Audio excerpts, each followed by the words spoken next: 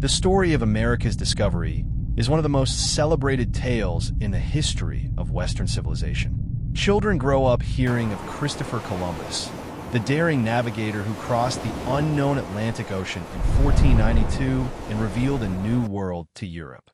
His ships, the Nina, the Pinta, and the Santa Maria, have become icons of human courage and exploration, symbols of the age of discovery. The narrative is clean, heroic, and simple. Columbus was the first to set foot on the shores of a new continent, forever changing the course of history. But as with so many stories written into our collective memory, the truth may be far more complex, and perhaps far stranger than we dare to imagine. Behind the triumphal image of Columbus lies a deeper question that refuses to be silenced. Was he really the first outsider to reach the Americas?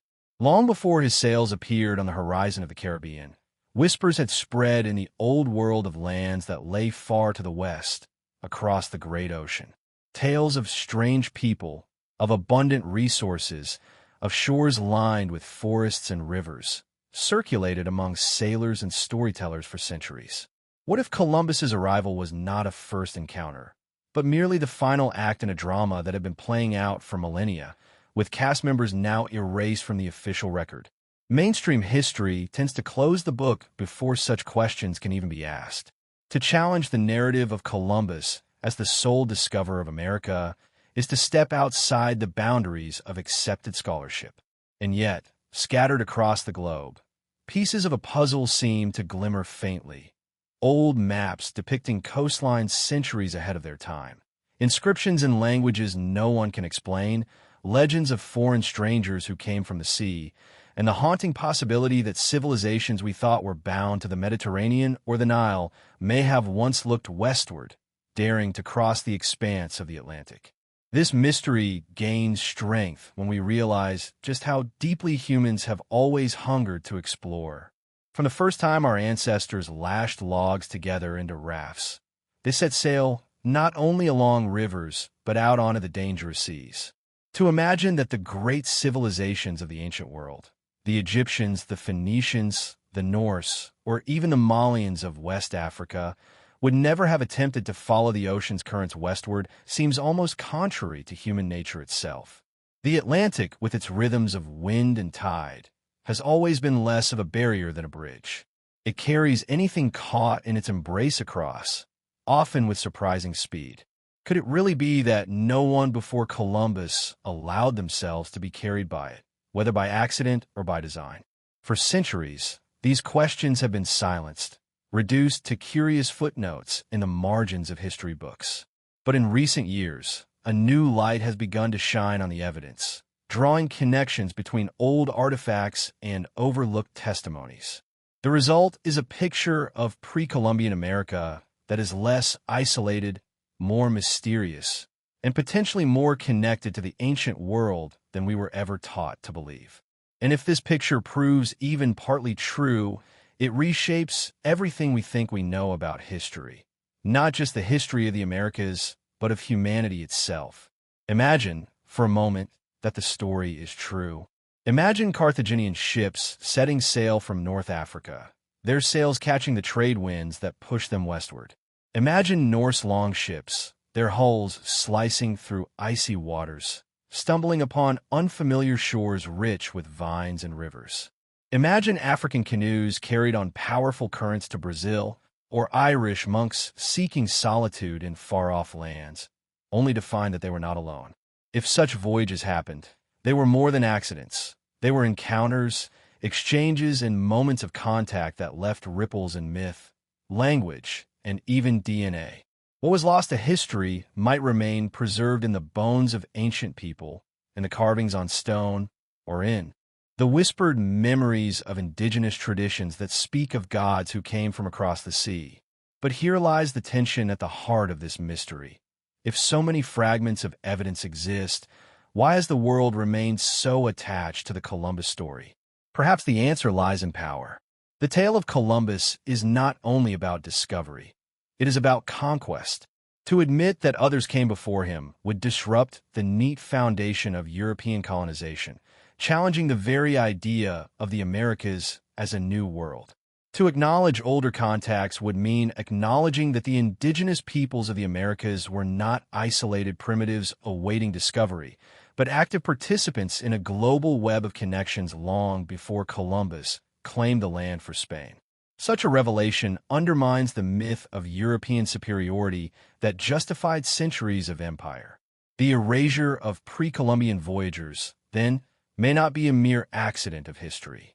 It may have been deliberate, the quiet burying of evidence that contradicted the story powerful nations needed to tell about themselves. And so, these forgotten voyagers remain hidden, their tales buried under layers of silence, waiting for someone to uncover them again. As we begin this journey, we step into a twilight zone of history where evidence and speculation mingle, where mainstream certainty collides with ancient memory.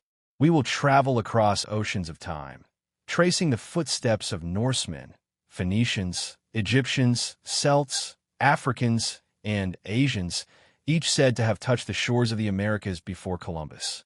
We will explore artifacts deemed fraudulent by some, sacred by others. We will hear the voices of indigenous legends describing pale-skinned strangers, and we will confront the question, are these simply myths or preserved memories of real encounters? The deeper we go, the more we find ourselves at the edge of a grander mystery. For if even one of these stories is true, then the history of America is not the story of a land discovered in 1492, but the story of a land already known, visited, and perhaps even mapped long before Europe's so-called Age of Discovery. It becomes not the tale of one man's daring journey, but of countless forgotten voyages that linked the hemispheres in ways we are only beginning to understand. And so, the curtain rises on a forgotten chapter of human history, a chapter in which Columbus is not the lone hero, but merely one among many voyagers, each leaving behind faint traces of their passage. Some traces remain visible, others lie buried beneath the soil, dismissed by archaeologists, or kept in dusty museum drawers labeled unverified. To pursue this chapter is to embark on a voyage of our own, one that sails not across the Atlantic, but across the turbulent sea of history itself. Our compass will not be certainty, but curiosity. Our guiding star will be the possibility that the world is larger, stranger, and far more interconnected than we were taught to believe. Columbus's voyage may have changed the world, but it was not the beginning. It was a continuation, the final wave in a tide of forgotten journeys. The real story of America's discovery does not begin in 1492. It begins in shadows, in myths, and in the daring hearts of ancient voyagers who crossed into the unknown centuries, perhaps millennia, before Columbus ever set sail. Long before the sails of Columbus cut across the Atlantic horizon, the people of the Americas already carried memories of strangers who had come from the sea. These memories were not recorded in European books, nor carved into the pages of official history, but whispered in the stories of elders, painted in the colors of myth, and preserved in oral traditions that stretched back through centuries. To many modern scholars, these stories are dismissed as allegory, spiritual metaphor, or pure invention. Yet when heard closely, their details contain echoes of something that feels less like imagination and more like memory. Among the Maya and Aztec, there were tales of gods who arrived from the east, tall, pale, and bearded, unlike the native peoples themselves. Quetzalcoatl, the feathered serpent, is one such figure. He is described as a bringer of knowledge, a civilizer who came across the sea and promised one day to return. In the high Andes, the Incas told of Viracocha, a great teacher who emerged from the waters, spreading wisdom before vanishing once more across the ocean. Though the gods may be cloaked in the garments of myth, one cannot help but wonder, were they divine beings, or simply the half-remembered memory of foreign voyagers who came from faraway shores? Even among North American tribes, echoes of these encounters remain. Some legends speak of pale strangers with long beards, arriving in canoes unlike any seen before. Others describe men who brought strange tools, knowledge of metals, or seeds foreign to the soil of the continent. The Algonquin peoples carried stories of white-faced visitors who traded goods and then vanished. Far to the south, tribes of the Amazon spoke of gods who brought fire and iron. Again and again, across vast distances and unrelated cultures, the same pattern arises. Strangers from beyond the horizon, often associated with wisdom, sometimes with conquest, always leaving a mark on memory. For generations, anthropologists have insisted that such tales are simply cultural metaphors, expressions of cosmic cycles or archetypal myths. And yet, some details seem stubbornly resistant to symbolic interpretation. The beards, for instance. Why would so many peoples, for whom facial hair was rare or absent, repeatedly describe visitors with great beards unless such people had indeed appeared? Why would civilizations separated by thousands of miles independently tell of gods or strangers arriving from across the sea, unless such arrivals had at least once happened? It is here, in the fragile boundary between history and legend, that the truth may dwell. Oral traditions, after all, are more than stories. They are archives. They preserve events across centuries when no written records exist. Time and memory alter them, yes, wrapping history in the garments of poetry and myth, but within them lies a core of truth that can survive astonishing spans of time. Just as Homer's Iliad, once thought to be pure myth, led archaeologists to the ruins of Troy, perhaps the myths of the Americas contain within them the memory of ancient voyagers who crossed the seas. These legends gain even greater weight when paired with other fragments of evidence. The Inca spoke of Viracocha as a man who wore a long robe and carried a staff. In parts of Central America, the descriptions of Quetzalcoatl depict him not only as bearded, but as arriving in boats of serpent-like design. Along the Mississippi, among the mound builders, there are tales of shining visitors who came from the sunrise. Each of these details could be dismissed in isolation, but together they create a web of suggestion, pointing to the possibility that these are not inventions, but recollections of contact. The indigenous peoples themselves, in many cases, believed their ancestors had interacted with outsiders. When Europeans first arrived in the 16th century, they were often met not with confusion, but with a strange recognition. The Aztecs famously associated Hernán Cortés with the returning Quetzalcoatl. To the Spaniards, this was convenient superstition. To us, it is a haunting clue. Why would such a myth exist in the first place, if not rooted in some distant memory of earlier strangers from the East? In the world of archaeology, such oral histories are often treated as problematic, too mutable, too subjective to be trusted. And yet, indigenous traditions have again and again guided researchers to real discoveries. Ruins, artifacts, and forgotten sites buried for centuries. If they can preserve the memory of sacred places with accuracy, is it truly so impossible that they might also preserve memories of encounters with voyagers long before Columbus? Of course, there is danger in taking legends too literally. Myths have a way of weaving together truth and symbol, of magnifying ordinary events into divine drama. A single shipwreck, a handful of foreign traders, could become, in memory, the story of gods who came from across the sea. Yet even if the scale is exaggerated, the seed of contact may still be there. The myths may not record great migrations or conquests, but fleeting encounters, moments of wonder that lodged so deeply in memory that they became mythologized across centuries. And so we are left with a tantalizing tension. Either these stories are coincidence, arising independently in cultures across a vast continent, or they are fragments of history, distorted, yes, but carrying echoes of encounters long forgotten by written history. If the latter is true, then indigenous myths are not just folklore, but testimony, the last surviving voices of a global history that official accounts have chosen to silence. The very persistence of these myths suggests they mattered. They were carried across generations, repeated by firelight, woven into ceremonies, remembered with reverence. They mattered because they preserved the story of meetings between worlds, meetings that altered identities, shifted cosmologies, and reshaped how people saw themselves in relation to the wider universe. For the people of the Americas, the strangers who came from the sea were not trivial. They were transformative, and transformations, once experienced, are never forgotten. As we journey deeper into this hidden history, these legends will serve as guideposts. They are not proof in the archaeological sense, but they're the whispers of memory. And when whispers are repeated across vast lands, when they echo in the stories of different peoples, they suggest that behind them lies something real. Perhaps a fleet of Norsemen glimpsed by Algonquin hunters. Perhaps African sailors carried by the currents to Brazil, remembered in the myths of gods from the sunrise. Perhaps Phoenician traders shipwrecked in the Caribbean, leaving behind fragments of their language in myths of serpent gods.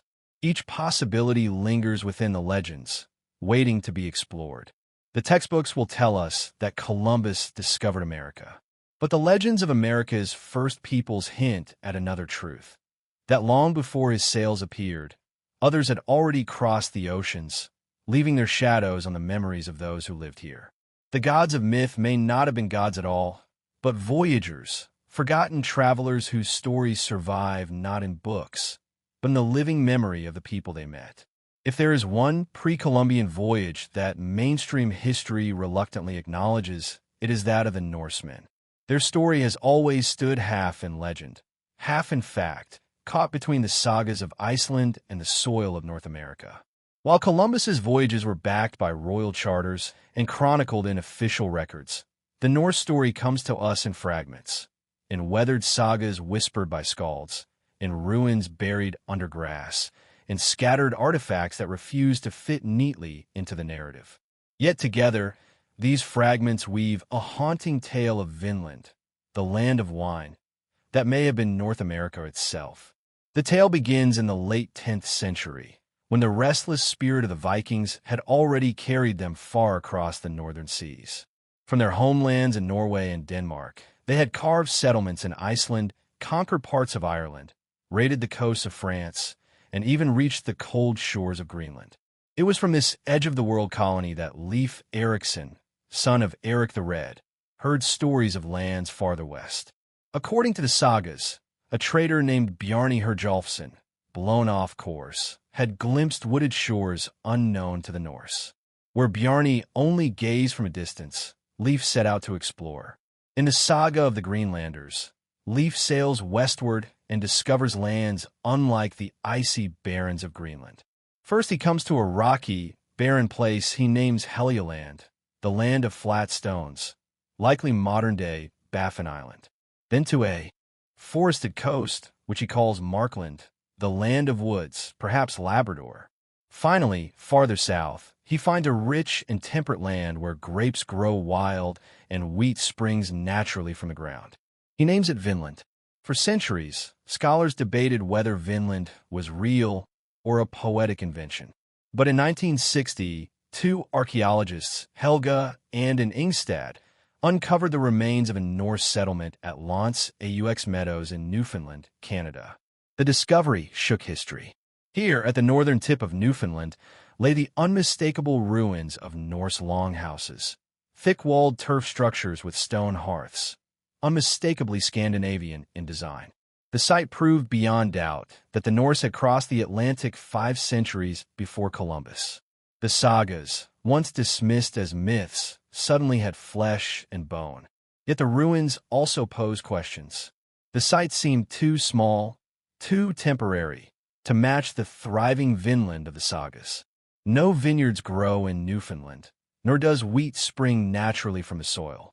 Was Lance aux Meadows only a base camp, a northern outpost for journeys farther south?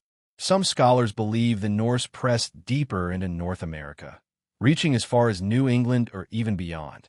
If so, then Vinland may not have been Newfoundland at all, but the warmer, fertile lands farther down the coast. Evidence for such deeper exploration lies scattered like breadcrumbs across the continent. Norse-style artifacts have been claimed in places far from Newfoundland. A coin in Maine, a spindle whorl in Labrador, possible runic inscriptions on rocks in Minnesota and Oklahoma.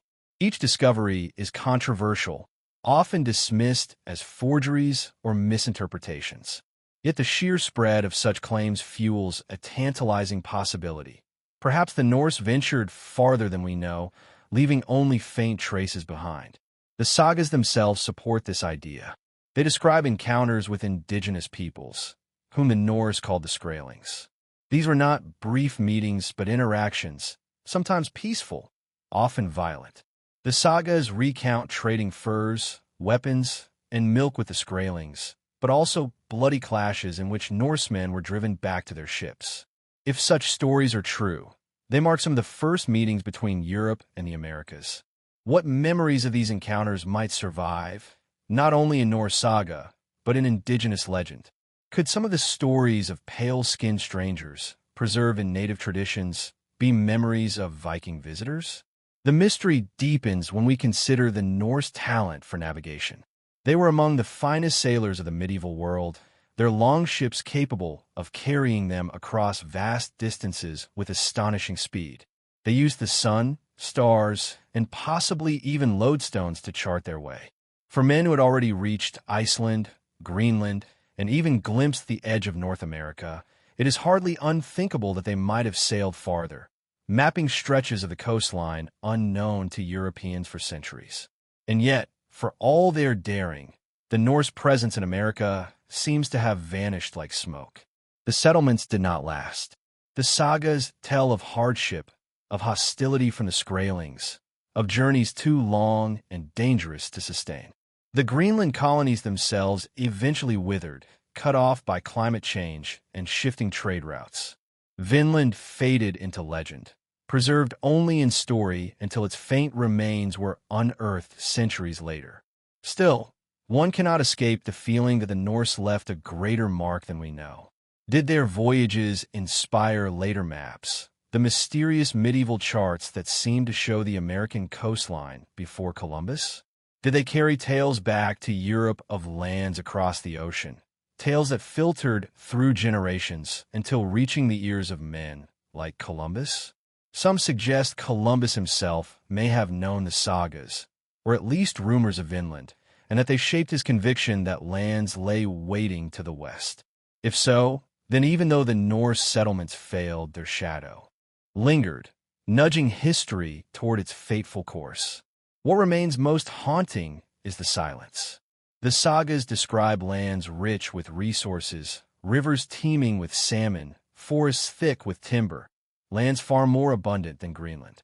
Yet these opportunities were abandoned, left untouched for centuries until Columbus arrived. Why? Perhaps the Norse lacked the numbers, the support, the political will to colonize. Perhaps the resistance of the indigenous peoples was too strong. Or perhaps history is not always shaped by what is possible, but by what is chosen. Today, when one stands at Lance aux Meadows, among the grassy mounds that once sheltered Viking explorers, the wind carries a ghostly weight. It is the silence of a story half told. The sagas whisper of journeys deeper into the continent, of battles, of discoveries, but the land itself holds few answers. It is as if the Norse presence in America exists in a twilight realm, caught between proof and possibility, confirmed yet incomplete. What is certain is this: long before Columbus, European sails touched the shores of America. The Norse knew of it, named it, lived upon it. Their presence is a crack in the neat narrative of history, a reminder that the world has always been more connected than we are told. And if one such voyage was real, might there not have been others? If the Norse could cross, who else might have sailed into those same waters, leaving their traces not in stone houses, but in the myths and memories of the people they met? The story of the Norse in America does not end with their disappearance. Instead, it opens the door to a larger mystery, the possibility that Vinland was only one chapter in a longer saga of forgotten voyages, a saga that stretches across oceans and centuries, linking distant civilizations in ways history has long denied. If the Norse voyages are the most widely accepted story of pre-Columbian contact, the case of the Phoenicians and their Carthaginian heirs belongs to a deeper, stranger realm of history. The Phoenicians were the supreme mariners of the ancient Mediterranean, masters of shipbuilding, navigation, and trade. From their city-states along the coast of present-day Lebanon, they ventured far and wide, spreading their alphabet, their purple dye, and their influence. Later, their descendants in Carthage extended that maritime empire even further, across the western Mediterranean, down the coast of Africa, and into the pages of Rome's darkest fears. For centuries, whispers have suggested that these sailors may have crossed not just the familiar seas of Europe and Africa, but the vast expanse of the Atlantic itself. The possibility seems less impossible when one considers their abilities. The Phoenicians were not mere coastal traders. They built ships sturdy enough to cross open seas, capable of carrying large crews and heavy cargoes. Their navigation relied on the stars, the winds, and an intimate knowledge of currents. Ancient historians themselves hint at voyages that stretched far beyond the Straits of Gibraltar into what was then called the Sea of Darkness. Herodotus, writing in the 5th century BCE, claimed that Phoenician sailors commissioned by an Egyptian pharaoh circumnavigated Africa, an astonishing feat confirmed only millennia later. If they could circle Africa, was it so unthinkable that they could have crossed the Atlantic as well? The Carthaginians, inheritors of Phoenician seafaring genius, guarded their maritime knowledge with zeal. Roman sources tell us they deliberately kept their oceanic route secret, even sinking their own ships to prevent rivals from discovering their courses. The Carthaginian navigator Hanno the Explorer is said to have sailed down the West African coast as early as the 5th century BC, establishing colonies and encountering strange peoples and animals. His journey is preserved in the Periplus of Hanno, an ancient text that reads like a fragment of a lost epic. Some believe his voyage may have carried him much farther than Africa, perhaps even across the Atlantic, borne westward by the same currents that today sweep ships directly from Africa to the Americas. Clues that support this possibility are scattered, fragile, and often dismissed. Coins of Carthaginian origin have allegedly been found in the Americas, from Connecticut to Venezuela. Some dismiss them as modern hoaxes, lost collectors' items, or mere curiosities washed ashore. Yet the sheer number of such claims makes one pause. Could even a handful be genuine, left behind by sailors blown far from their intended course? Carthaginian coins often bore the image of a horse, a palm tree, or the goddess Tanit, symbols strangely resonant with some New World imagery, though perhaps this is coincidence. More puzzling are inscriptions and carvings found on stones across the Americas that some claim resemble Phoenician or Carthaginian script. In Brazil, inscriptions at Pedra de Gavia near Rio de Janeiro have been interpreted by some as Phoenician letters naming a king of Tyre. Those scholars reject the reading as fanciful. In New Mexico and elsewhere, markings on stone have stirred similar debate. Mainstream archaeology insists these are natural formations or later carvings, but believers argue they are faint echoes of ancient voyagers leaving their marks on distant lands. Perhaps the most tantalizing suggestion comes not from artifacts, but from plants. How did crops like maize appear in parts of Africa long before Columbus? How did certain plants of American origin show up in the Old World centuries before official contact? Some argue that Phoenician or Carthaginian trade may be the answer, carrying seeds across the ocean in the holds of their ships. The idea is intoxicating. Imagine a Carthaginian quinquereme, sails taut with wind, swept westward across the Atlantic. Imagine its crew, hardened by war and trade, glimpsing unknown shores, dense forests, and rivers wider than any they had seen.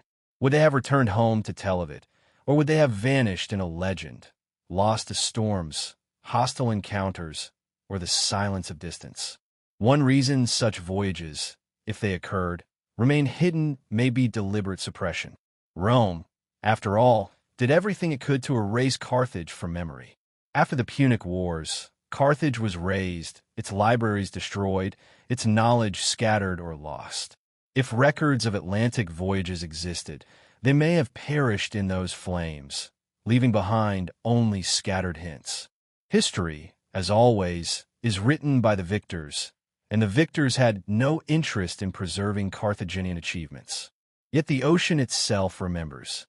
The currents from West Africa flow unceasingly towards South America, a natural conveyor belt carrying any vessel across in weeks. Even a drifting ship, damaged or unmanned, could make the journey.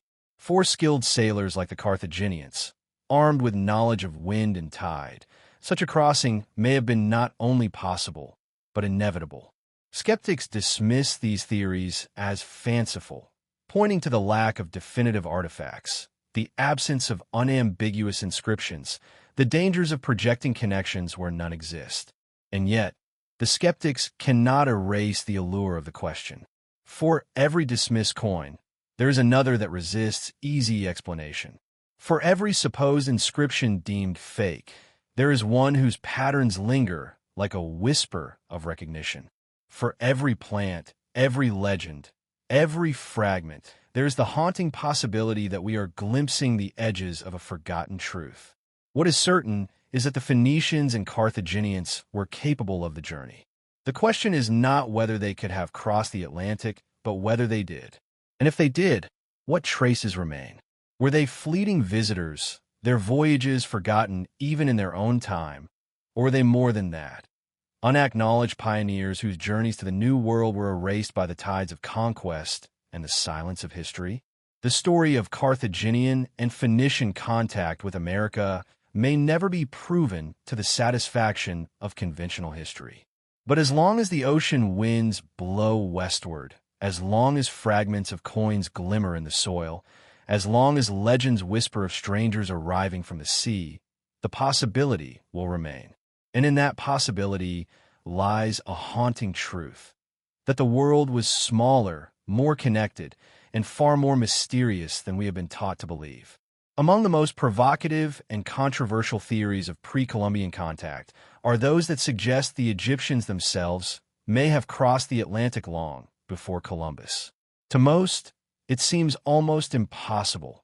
A civilization bound to the Nile, rich in monumental architecture and intricate knowledge of astronomy, yet seemingly unaware of the lands across the ocean. And yet, when one examines the evidence closely, a pattern begins to emerge that hints at daring voyages, lost knowledge, and connections that mainstream history is reluctant to acknowledge. The Egyptians were masters of the river and the sea. Their ships, some depicted in tombs and reliefs, were capable of carrying both cargo and crews along the Nile and into the Red Sea. They understood wind, tide, and current with remarkable precision. Trade networks extended to Punt, the mysterious land to the south, and across the Mediterranean to Crete and beyond. If the Egyptians could sail across the Mediterranean, could they not attempt the greater challenge of the open Atlantic? Some scholars suggest that with knowledge of prevailing winds and ocean currents, a transatlantic voyage, though perilous, would have been within their grasp. The question gains urgency when we consider certain enigmatic artifacts and anomalies. In the early 20th century, reports emerged that traces of coca and tobacco, plants native only to the Americas, were found in Egyptian mummies dating back thousands of years. Skeptics dismiss the findings as contamination, yet the implications are staggering if true. Could these substances have been transported across oceans by adventurous voyagers? Could Egyptian sailors have touched South America long before Europe dreamed of it? Further intrigue comes from depictions in Egyptian art and the occasional artifact that some argue resembles New World iconography. Some hieroglyphs appear to depict plants or animals unknown in Africa or the Mediterranean, yet native to the Americas. While mainstream scholars tend to interpret these as symbolic or mistaken, alternative theorists suggest they may record first-hand observation of foreign lands. Could Egyptian explorers have cataloged flora, fauna, and distant shores, their knowledge encoded in the sacred carvings of temples and tombs?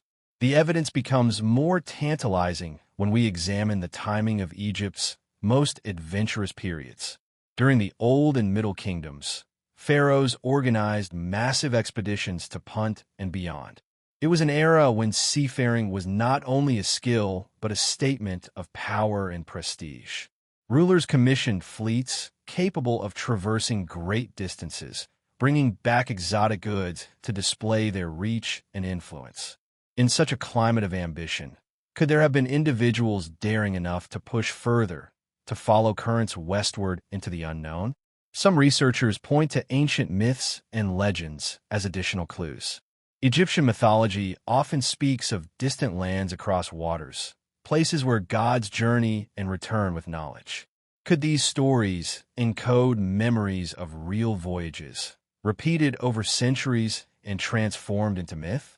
Could the Egyptians themselves have believed that beyond the horizon lay lands of promise and danger, waiting to be discovered by the bold few who dare to sail beyond the known world?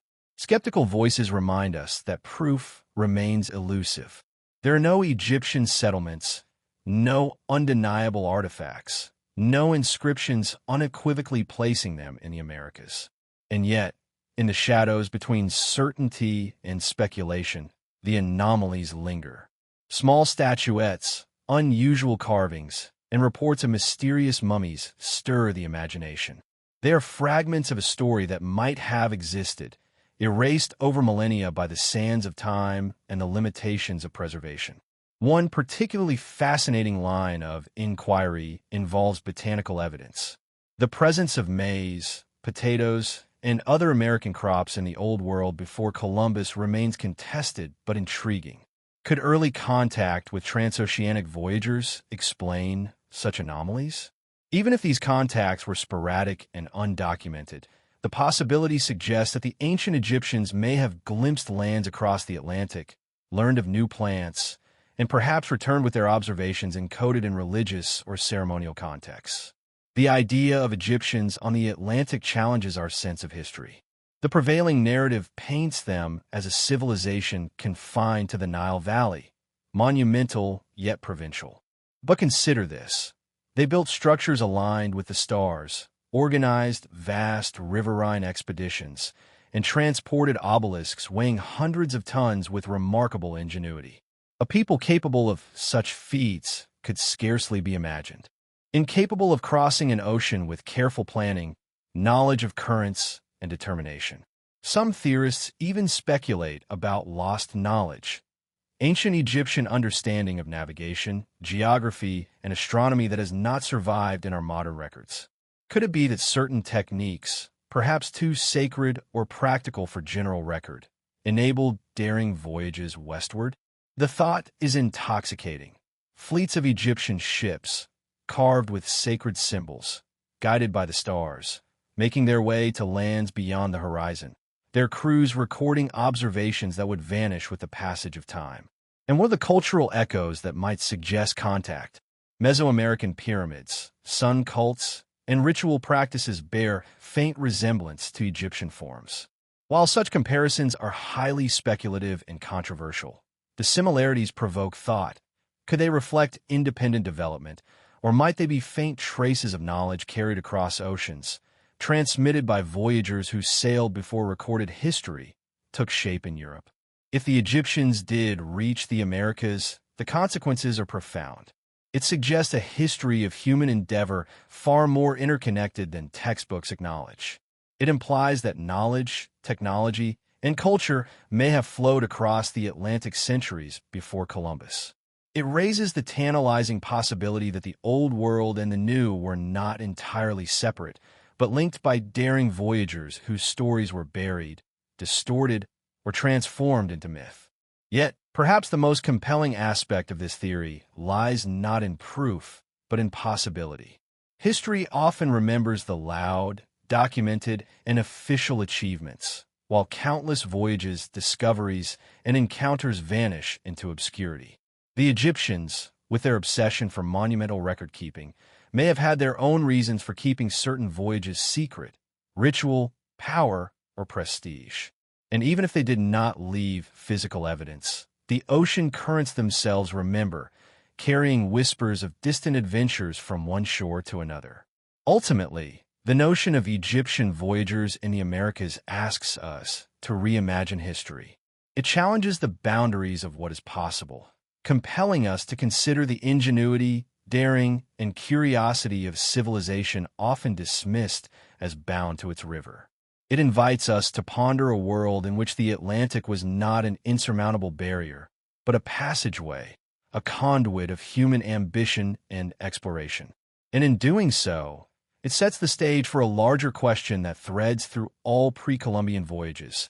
How many stories of discovery, courage, and daring have been lost to time, waiting for those willing to look beyond the horizon? In the end, the Egyptians remind us that history is not merely what is written in texts or preserved in ruins. It is what can be glimpsed in the shadows, inferred from fragments, and imagined from the courage of those who dared to cross into the unknown. The possibility of their voyages to the Americas, whether fully realized or forever speculative, cast a shadow over the tidy story of Columbus. It whispers that the story of human exploration is far older, far stranger, and far more interconnected than we have ever been taught to believe. Long before Columbus set sail, whispers of transatlantic voyages echoed from the misty isles of the north. Among these are the stories of Celtic mariners, seafarers whose ambition and courage rivaled the Norse. The Celts of Ireland and Wales were not only warriors and poets, but also explorers who looked beyond the horizon with restless curiosity. Their legends are filled with journeys across stormy seas, islands lost to memory, and lands described with a clarity that makes the imagination stir. One of the most famous of these is the legend of Saint Brendan, known as Brendan the Navigator, whose epic voyage across the Atlantic would inspire generations. According to the tale, Brendan, an Irish monk of the 6th century, left his monastery to seek the promised land of the saints. His journey carried him beyond the familiar coasts of Europe, into seas shrouded in fog and mystery. The Navigatio Sancti Brendani, a text written centuries after his time, describes islands floating in the ocean, immense birds, and a land rich in abundance, lush with forests and fertile soil. Some interpretations suggest that Brendan may have glimpsed parts of North America, possibly Newfoundland or even further south, though the story blurs fact and legend. Yet the consistency of the description across versions hints at a memory rooted in real experience, preserved in the language of myth. The tale of Brendan is not an isolated story. Legends of Prince Madoc, a Welsh prince said to have sailed west in the 12th century to escape civil war at home, claim that he and his followers reached distant shores in the Americas. These accounts describe settlements, interactions with indigenous peoples, and even the establishment of colonies that endured for a time. While mainstream historians often regard these stories as fanciful, their endurance over centuries and the occasional tantalizing piece of circumstantial evidence make them difficult to dismiss entirely. The Celts were renowned for their navigation skills. Unlike the Mediterranean civilizations whose voyages hugged coastlines, the Celts ventured into open seas, guided by the stars, the winds, and their intimate knowledge of currents. They crafted sturdy ships capable of withstanding storms, designed for both speed and cargo. In an age before maps became widespread, they relied on oral knowledge, celestial navigation, and keen observation. These skills, combined with the currents of the North Atlantic, make it plausible that daring Celtic explorers could have crossed vast distances, perhaps arriving on the eastern shores of the Americas long before Columbus. Evidence for such contact, however, is scarce and controversial. Some point to anomalous inscriptions and artifacts discovered in parts of North America, suggesting Old World influence. Others cite tales of Welsh-speaking Native Americans encountered by European settlers centuries later. While these claims are debated and often dismissed, they remain a provocative hint that Celtic voyagers may have left their mark. If true, these encounters would predate Columbus by centuries, placing the Celts among the earliest known Europeans to reach the New World. The Celtic voyages, like those of the Norse, are intertwined with myth and spirituality. Brendan's journey was framed as a pilgrimage, a spiritual quest, while Madoc's voyage carried undertones of exile, survival, and colonization. Yet beneath the myth lies a practical story of human curiosity and the drive to explore unknown lands. These were not merely fanciful tales told to entertain.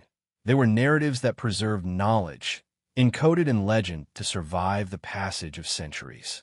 It is worth considering the context of these voyages. The 6th and 12th centuries were times of great upheaval in Europe. Ireland, Wales, and Scotland experienced political strife, overpopulation, and famine. For ambitious explorers, the open sea offered both opportunity and escape. The Atlantic was dangerous, yes, but it also promised lands untouched, resources abundant, and the chance to carve out new beginnings. Could it be that some of these voyagers succeeded, if only briefly, and left traces in myths, oral histories, and perhaps even in the genetic or cultural memory of the peoples they encountered? Some evidence comes in the form of material culture. Early settlers in parts of Appalachia reported architectural techniques, symbols, and even musical instruments that bore a striking resemblance to Celtic forms. While not definitive, these observations suggest that contact, however brief or limited, may have left subtle marks. Other scholars note that the Atlantic currents from the British Isles naturally facilitate westward drift, making accidental or intentional landfall in North America a plausible scenario.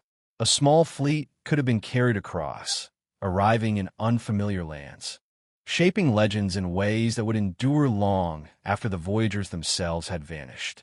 The enduring allure of Celtic voyagers lies in their blending of courage and mystery. Unlike the Norse, whose raids and settlements left visible traces, the Celts seem to have moved silently across the ocean. Their presence felt more in stories than in ruins. This quiet passage allows the imagination to fill in gaps, to envision ships cutting through fog-laden waters, sails taut with wind, carrying monks, princes, or ordinary sailors into unknown lands. Their stories remind us that exploration is not always recorded in stone or ink, but in the collective memory of cultures and legends passed by word of mouth.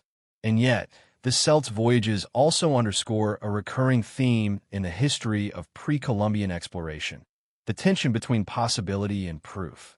How many other stories lie buried beneath centuries of skepticism, waiting for rediscovery? The narratives of Brendan and Maddox suggest that Europe's engagement with the Americas was far more complex than the simple tale of Columbus suggests. They hint at a world in which multiple peoples, driven by different motives and different skills, may have ventured west, encountering lands, peoples, and mysteries long before 1492. Ultimately, the story of Celtic voyagers is a story of courage and imagination. It is a reminder that the Atlantic was not an impassable barrier, but a challenge to be met by those willing to navigate the unknown. It encourages us to look beyond the familiar and question the neat boundaries of history. The myths preserve not only the memory of potential contact, but the essence of human curiosity, a force as powerful as any ocean current, capable of propelling people across the vast distances of the world, leaving stories that endure long after their footsteps vanish from the shore. As we contemplate these tales, we begin to see a pattern emerging. The Atlantic was crossed not just once, not just by one civilization, but repeatedly by daring explorers, each leaving faint traces in the memories, legends, and artifacts they left behind. The Celts, with their whispered journeys and mystical accounts, are part of this hidden history, a reminder that the story of America's discovery is far richer, far stranger, and far more interconnected than the textbooks ever reveal. While tales of Norse and Celtic voyages capture the imagination, one of the most compelling and often overlooked threads in the story of pre-Columbian contact comes from West Africa. Long before Columbus, the peoples of the Mali Empire and other West African civilizations were masters of trade, navigation, and exploration. The desert caravans that carried gold and salt across the Sahara were mirrored by fleets of riverine and coastal vessels, capable of carrying goods, ideas, and possibly people across the Atlantic. Among the most intriguing figures is Musa Musa's predecessor, Abu Bakr II, a ruler whose curiosity may have led him to attempt the ultimate voyage, a deliberate crossing of the Atlantic. Abu Bakr II ruled the Mali Empire in the early 14th century, a time of immense wealth and sophistication in West Africa. Accounts from Arab chroniclers describe a ruler obsessed with exploration, a man who sought to understand the limits of the known world. According to the 14th century historian Al-Mari, Abu Bakr II abdicated his throne to embark on an ambitious expedition across the Atlantic, outfitting a fleet of ships and sending hundreds of men into the unknown. What became of these vessels remains a mystery. Some historians believe the expedition vanished without a trace. Others suggest that survivors may have reached the Americas, establishing fleeting contact with indigenous peoples. The Atlantic currents make such a journey plausible. The Canary Current and the North Equatorial Current flow westward, naturally guiding vessels from West Africa to the Caribbean and northern South America. For sailors who understood these waters, the ocean itself could serve as both guide and highway. While European ships of the 15th century struggled with navigation, the West Africans possessed centuries of seafaring experience, sophisticated riverine technology, and an intimate knowledge of the winds and currents along the African coast. Crossing the Atlantic may not have been easy, but it was not impossible. Evidence of potential contact, though indirect, adds intrigue.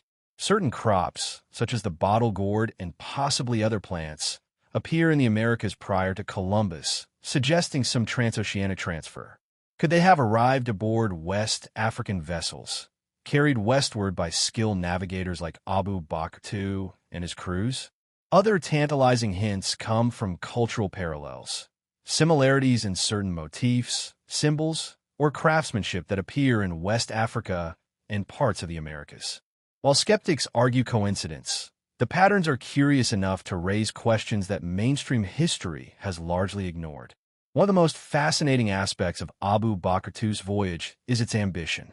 Unlike accidental explorations or minor expeditions, this was a deliberate, state-sponsored attempt to cross an entire ocean. Al-Mari writes that hundreds of ships were launched, each carefully provisioned for the journey. The king himself is said to have boarded the lead vessel, determined to reach lands unknown.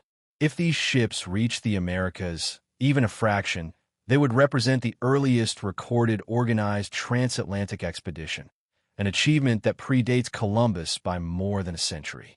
Of course, skepticism is natural.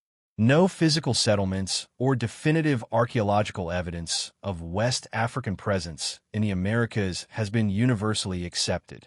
Yet history often obscures deliberate voyages more effectively than accidental arrivals. If Abu Bakr II's fleet didn't encounter land, it may have been small-scale, temporary, or integrated into existing communities in ways that left few visible traces. Oral histories, indirect evidence, and tantalizing anomalies may be all that remain of a story too easily erased from the historical record. The possibility of African voyages reshapes our understanding of global exploration. It challenges the Eurocentric narrative that places Europe as the sole source of maritime innovation, highlighting instead a world in which multiple civilizations possess the ambition, skill, and knowledge to cross vast oceans. The Mali Empire was not a peripheral society. It was wealthy, sophisticated, and capable of mobilizing resources on a massive scale. The idea that its rulers might have directed oceanic voyages is not merely plausible. It is consistent with what we know of their ambition and ingenuity. Consider the implications. If Abu Bakr II or his captains reached the Americas, even fleetingly, they may have left impressions on indigenous societies, passed down through myth or memory. Some African influences, linguistic, cultural, or agricultural, may have persisted unnoticed for centuries. They would have been invisible to European observers who arrived later, but not necessarily absent from the historical fabric of the continent. This opens a window into a version of history where the Americas were not isolated prior to 1492, but part of a network of human contacts spanning continents and oceans. The story of West African voyagers also emphasizes the human drive to explore. Abu Bakr II did not venture into the Atlantic for conquest, glory, or wealth alone. He was driven by curiosity, ambition, and the desire to know the limits of the world. This mirrors the motivations of countless other ancient voyagers, Phoenicians, Egyptians, Norsemen, Celts, suggesting that the Atlantic was not a barrier, but a challenge that successive generations of explorers sought to meet. The voyages of West African mariners remind us that exploration is a universal impulse, not confined to one culture, continent, or era. Even in the absence of incontrovertible proof, the narrative of Abu Bakr II and his fleet adds depth and complexity to the story of pre-Columbian contact. It forces us to recognize that history is not linear, nor is it solely written by the victors of the age of exploration. Instead, it is a tapestry of ambition, courage, and human curiosity, woven from countless journeys that may have left only faint traces in memory, legend, or artifact. As we consider the possibility of African voyagers reaching the Americas, we begin to see a pattern emerging across centuries and civilizations. The Atlantic was crossed repeatedly by daring explorers from multiple regions, long before Columbus. The currents, the winds, the knowledge of the seas, and the indomitable human spirit all converge to make these voyages plausible. And while mainstream history focuses on the triumph of European discovery, the shadows of forgotten mariners linger, ghosts of journeys that reshaped the world in ways we may never fully know. In the story of pre-Columbian America, West African voyagers occupy a crucial chapter. They challenge our assumptions, expand our understanding of human achievement, and hint at a larger, interconnected world where knowledge and courage were not confined to a single continent. Abu Bakr II's fleet may have vanished into the Atlantic, but the very idea of their journey remains a testament to human ambition, a whisper across time that the oceans have always been navigable, and that the New World may have been glimpsed long before the sails of Columbus appeared on the horizon. While the Norse, Celts, Phoenicians, Egyptians, and West Africans offer compelling possibilities, another thread of pre-Columbian contact emerges from the East, Asia. Long before Columbus, the mariners of China, Japan, and Southeast Asia possessed ships, navigational knowledge, and ambition that could have carried them across the vast Pacific, reaching the shores of the Americas centuries ahead of European explorers. Unlike the Atlantic crossings, these journeys were more treacherous, involving the immense distances of the Pacific Ocean, yet records, maps, and tantalizing evidence suggest they may not have been impossible. Chinese maritime history offers particularly striking examples. By the early 15th century, during the Ming dynasty, Chinese fleets commanded by the famed Admiral Zheng, he traversed the Indian Ocean in fleets of colossal junks. These ships were among the largest wooden vessels ever built, capable of carrying hundreds of men and tons of cargo. Though Zheng He's expeditions are well documented to reach as far as East Africa, some scholars speculate that Chinese explorers may have ventured even further, perhaps into the Pacific, guided by knowledge of currents, winds, and celestial navigation.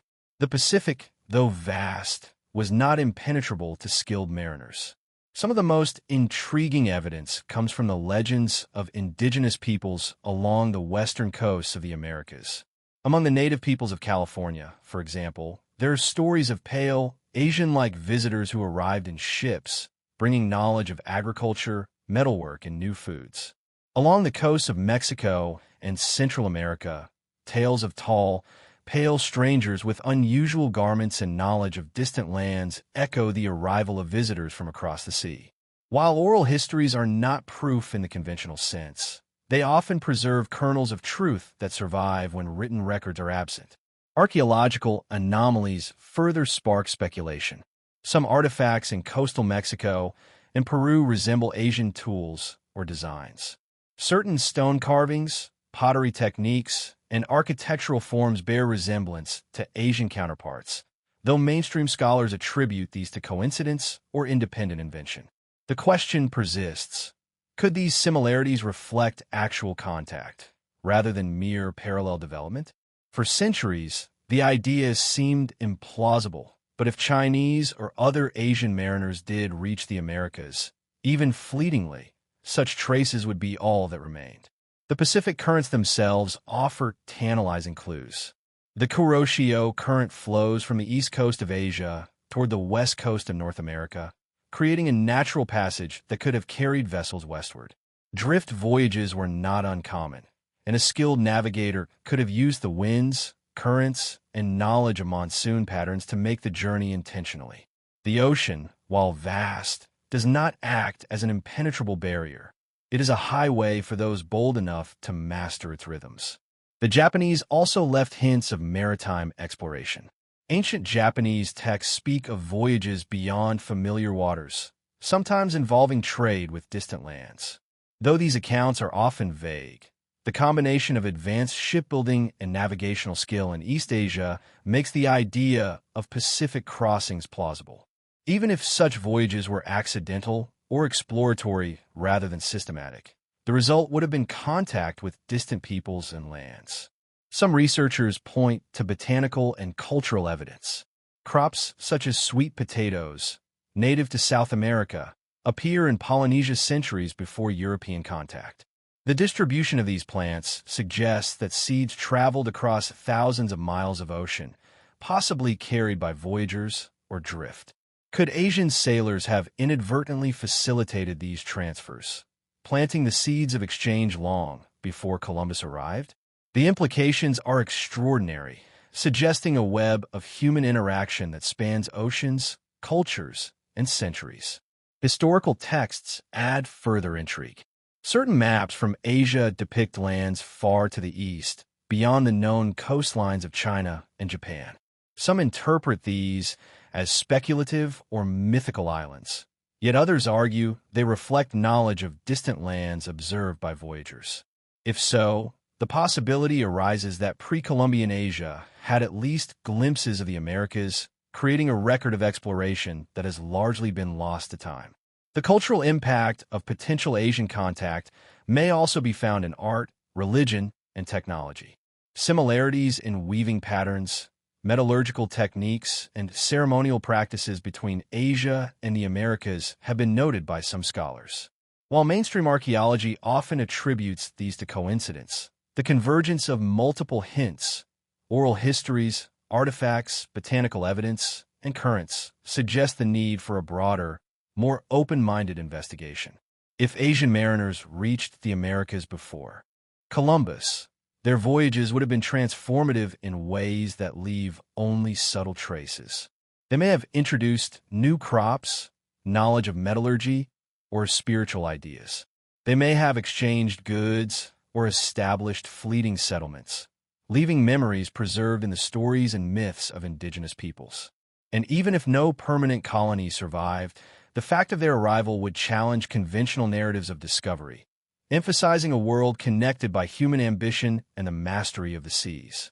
The possibility of Asian contact also reframes history in a profound way.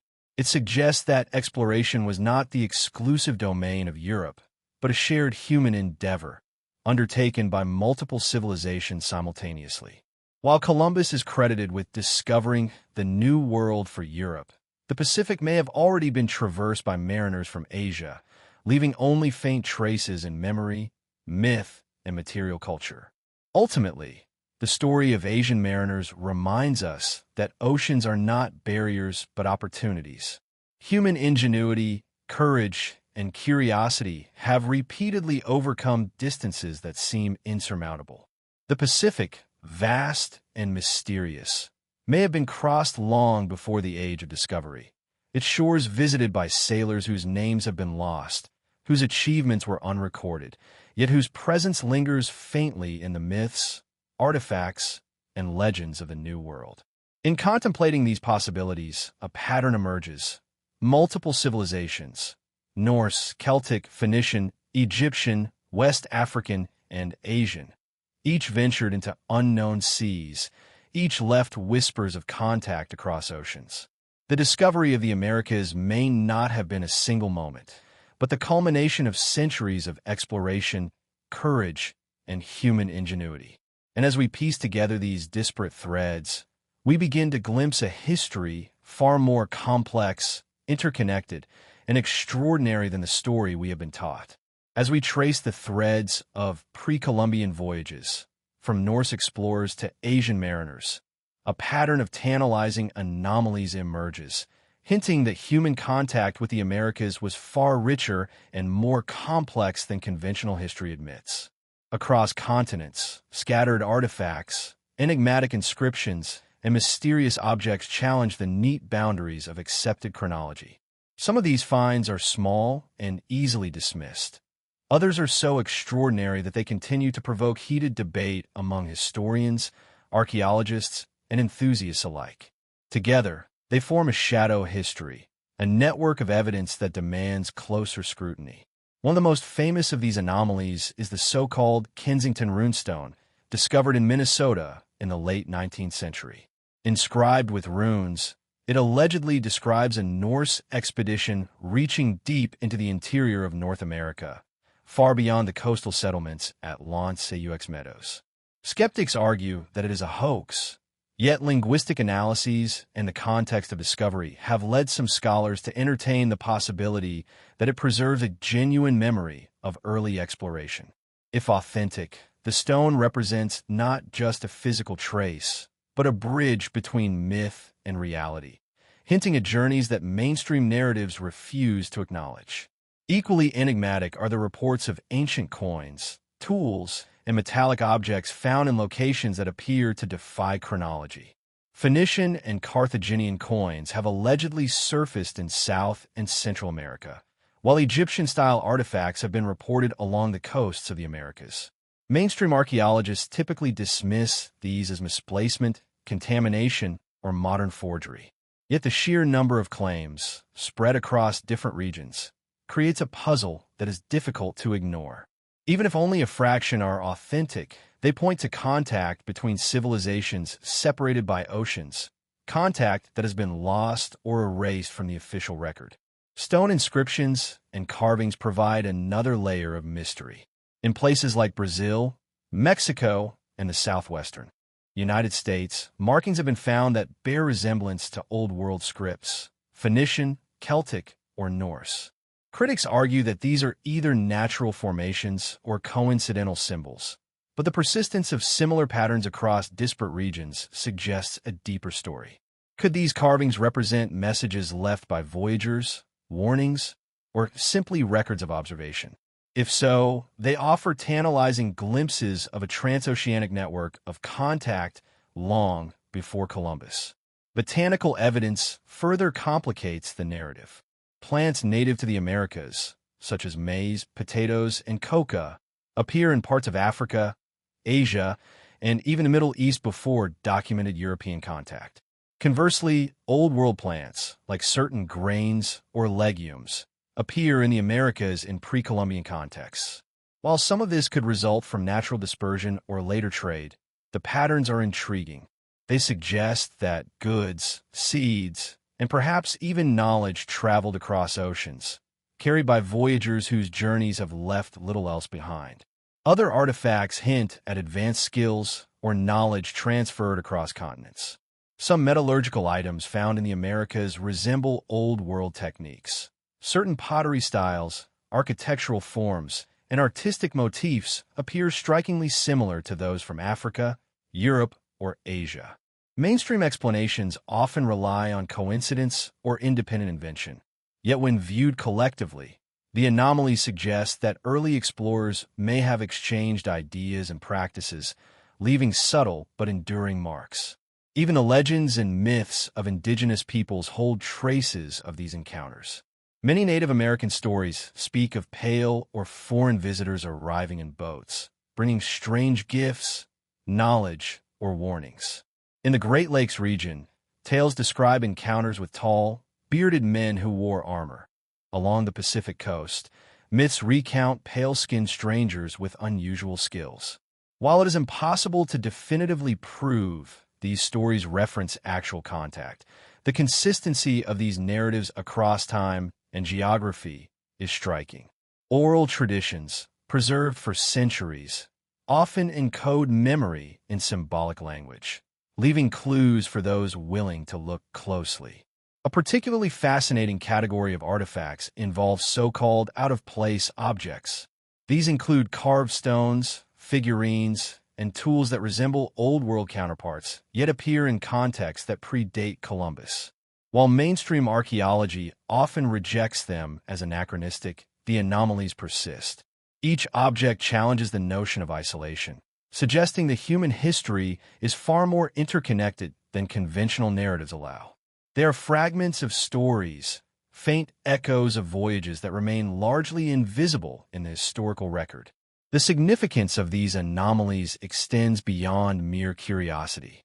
They suggest a pattern of exploration, exchange, and human daring that spans centuries and civilizations.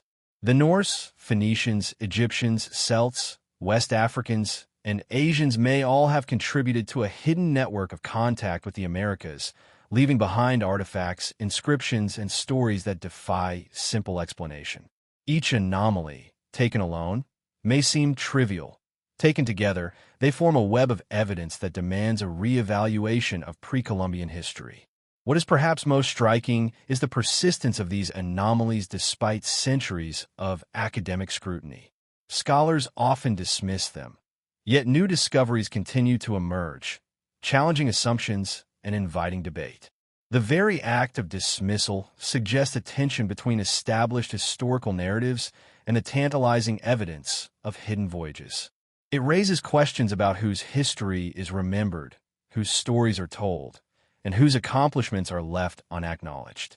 Ultimately, the mysterious artifacts and anomalies serve as a reminder that history is never complete. The material record is fragmentary, shaped by survival, accident, and the biases of those who preserve it. Yet the fragments that remain, runestones, coins, inscriptions, tools, plants, and oral traditions, offer glimpses of a richer, more complex story of human exploration. They hint at a world in which the oceans were crossed repeatedly by multiple civilizations, each leaving behind faint but persistent traces of their presence. In contemplating these mysteries, we are confronted with a fundamental truth. The discovery of the Americas was not a single moment in history, but the culmination of centuries of voyages, encounters, and exchanges. The artifacts and anomalies serve as signposts along this hidden journey, challenging us to question what we think we know about the past. They invite us to see history not as a linear narrative, but as a layered, interconnected web of human ambition, curiosity, and ingenuity. And perhaps, in the silent presence of these objects, there is a message from the past. It whispers that the world has always been more interconnected than we assume, that knowledge, skill, and daring can traverse vast distances, and that the story of human exploration is far richer and stranger than the official record reveals. The anomalies are fragments of a truth half hidden, waiting for those bold enough to follow the faint traces across oceans, continents, and centuries. Maps are the silent witnesses of human ambition. They are records not just of geography, but of imagination, observation, and the drive to understand the world. In the story of pre-Columbian voyages, ancient maps and lost charts provide one of the most tantalizing windows into what may have been. Across Europe, Africa, and Asia, maps appear that suggest knowledge of lands and coastlines far beyond what conventional history credits these civilizations with knowing. Maps that hint at discoveries erased from memory or deliberately concealed. Among the most famous of these is the Piri Reis map, created in 1513 by the Ottoman admiral and cartographer Piri Reis. Drawn on a fragment of gazelle skin, the map depicts the coastlines of South America with astonishing accuracy, along with islands in the Atlantic. Some researchers argue that the map reflects knowledge derived from ancient sources, possibly Phoenician or Carthaginian. The detail in regions that Europeans would not officially explore for decades raises profound questions. How did this knowledge survive, and from whom was it transmitted? Equally enigmatic are maps, such as the Vinland map, purportedly showing Norse settlements in North America centuries before Columbus. Though its authenticity has been debated, the very notion of a pre-Columbian map depicting the New World challenges the conventional timeline of exploration. If genuine, It represents a direct line of evidence that someone, somewhere, had crossed the Atlantic and charted what they saw. Even if partially speculative, these maps are a reminder that knowledge can persist in unusual forms, hidden in ink, parchment, or the memory of explorers. Other maps, often overlooked, hint at contact from other civilizations.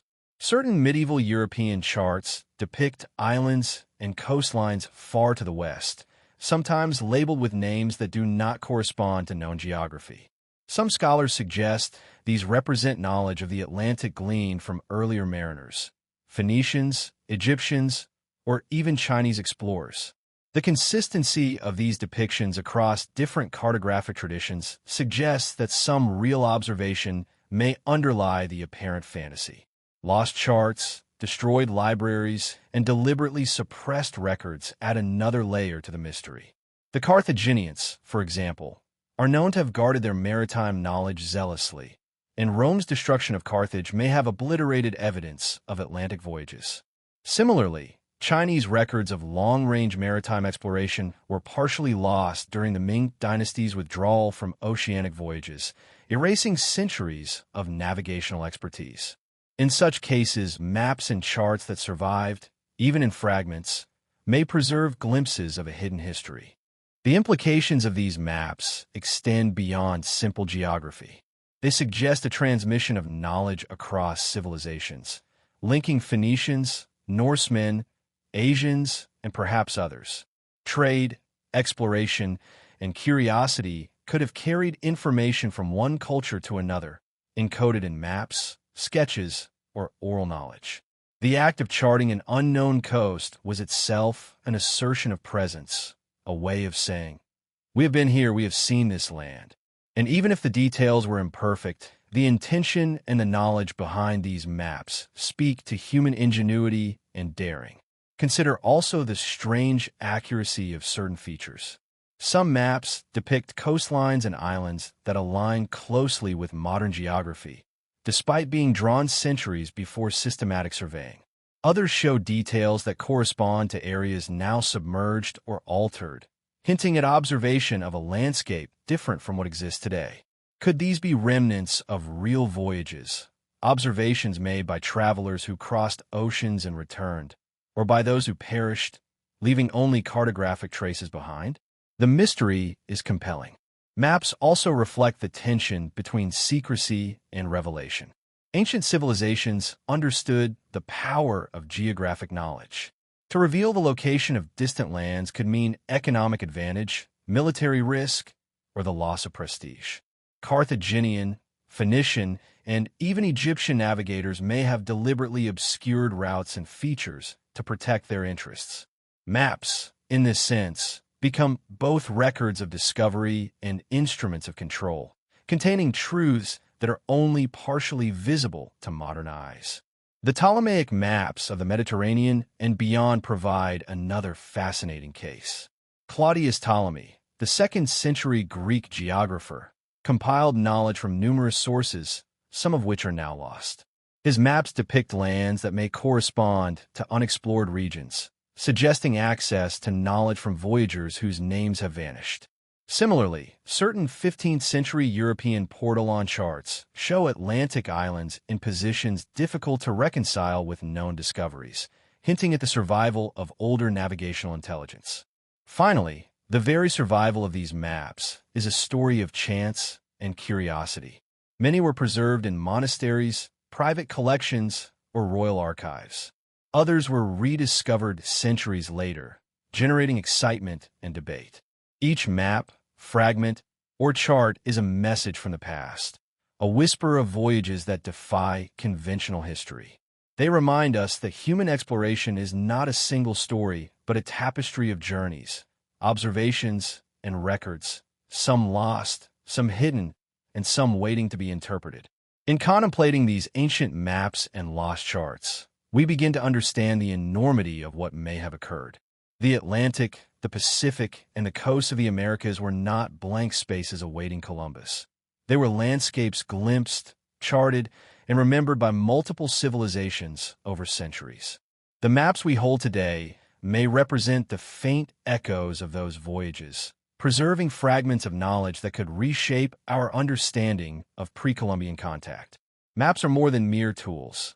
They're testimonies. Each line, each island, each notation represents observation, curiosity, and daring.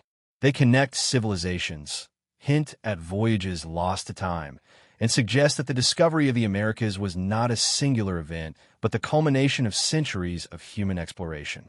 In these fragile sheets of parchment, we find the lingering traces of a hidden history, waiting for the modern observer to see beyond the lines, to glimpse the voyages that once were, and perhaps to imagine what else lies hidden just beyond the horizon. Beyond coins, inscriptions, and maps, the story of pre-Columbian voyages enters the realm of legend, prophecy, and esoteric knowledge, a shadowy domain where history blends with myth and the boundary between fact and belief becomes porous. Across cultures, whispers endure of travelers guided by visions, of prophecies, foretelling landfalls, and of secret knowledge encoded in sacred texts or oral traditions. These stories suggest that the discovery of distant lands was not always accidental, but sometimes the fulfillment of long-held expectations, a weaving of spiritual insight and human ambition. One striking example emerges from Celtic tradition. Legends speak of voyagers who crossed seas guided by the stars, but also by dreams and visions. St. Brendan's journey, though chronicled as a pilgrimage, contains elements that suggest esoteric guidance. Islands described with mystical symbolism, encounters with enormous sea creatures, and signs in the heavens that directed his path. Some scholars propose that such accounts encode practical navigational knowledge alongside spiritual allegory. The spiritual framing may have served as a mnemonic, ensuring that critical information about currents, winds, and safe harbors could be remembered and transmitted across generations. Similarly, in West African oral traditions, rulers and seers spoke of journeys into the unknown guided by divine insight. The story of Musa Abu Bakr too hints not just at ambition, but at a sense that the Atlantic voyage was a predetermined path, one aligned with cosmic knowledge or ancestral instruction. The decision to abdicate the throne and embark into the ocean may have been inspired not only by curiosity, but by a sense of destiny, a calling to explore beyond the familiar shores. Such narratives suggest that the drive to cross oceans often blended practical navigation with spiritual purpose, merging the material and mystical.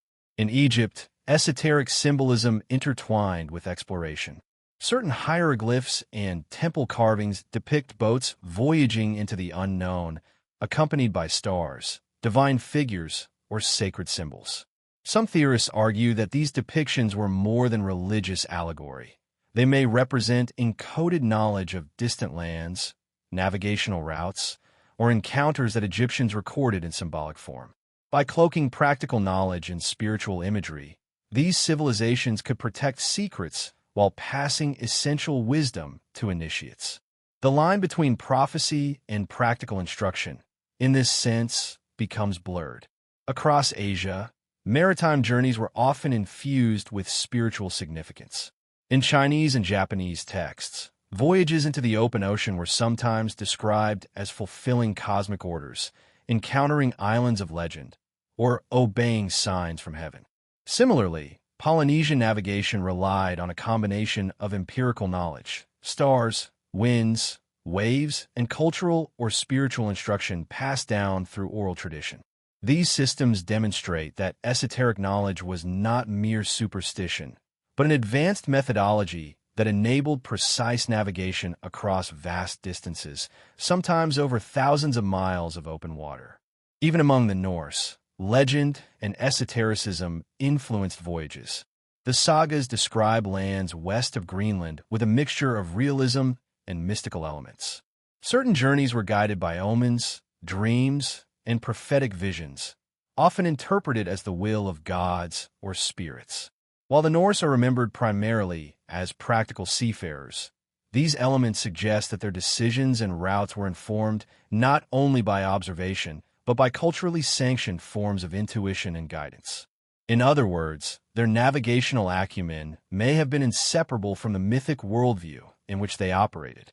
The notion of prophecy guiding exploration raises profound questions about the interplay between knowledge, intuition, and ambition. Could some voyages have been deliberately undertaken because they were foretold, encoded in sacred traditions, or revealed to visionary leaders? If so, the act of discovery becomes not merely a physical achievement, but a fulfillment of cultural expectation, a convergence of human ingenuity and the unseen forces that guided belief systems across centuries. Esoteric knowledge also manifests in symbolic artifacts. Certain carvings, talismans, and ceremonial objects suggest an awareness of distant lands and the seas beyond. Among the Phoenicians and Carthaginians, navigational secrets were jealously guarded, often encoded in symbols or ritual instruction. By combining observation, mathematics, and symbolic knowledge, they could transmit essential information without revealing it to outsiders. The same principle may apply to other civilizations. Spiritual or mystical teachings could have concealed practical knowledge about navigation, currents, and distant shores, allowing exploration to proceed under a cloak of secrecy. Indigenous oral traditions in the Americas further reinforce the intersection of esotericism and pre-Columbian contact. Many tales describe arrivals of strangers who came from across the sea, bringing gifts, knowledge, or warnings. Some of these stories were preserved in metaphorical language, using spiritual or mystical motifs to describe what may have been literal encounters.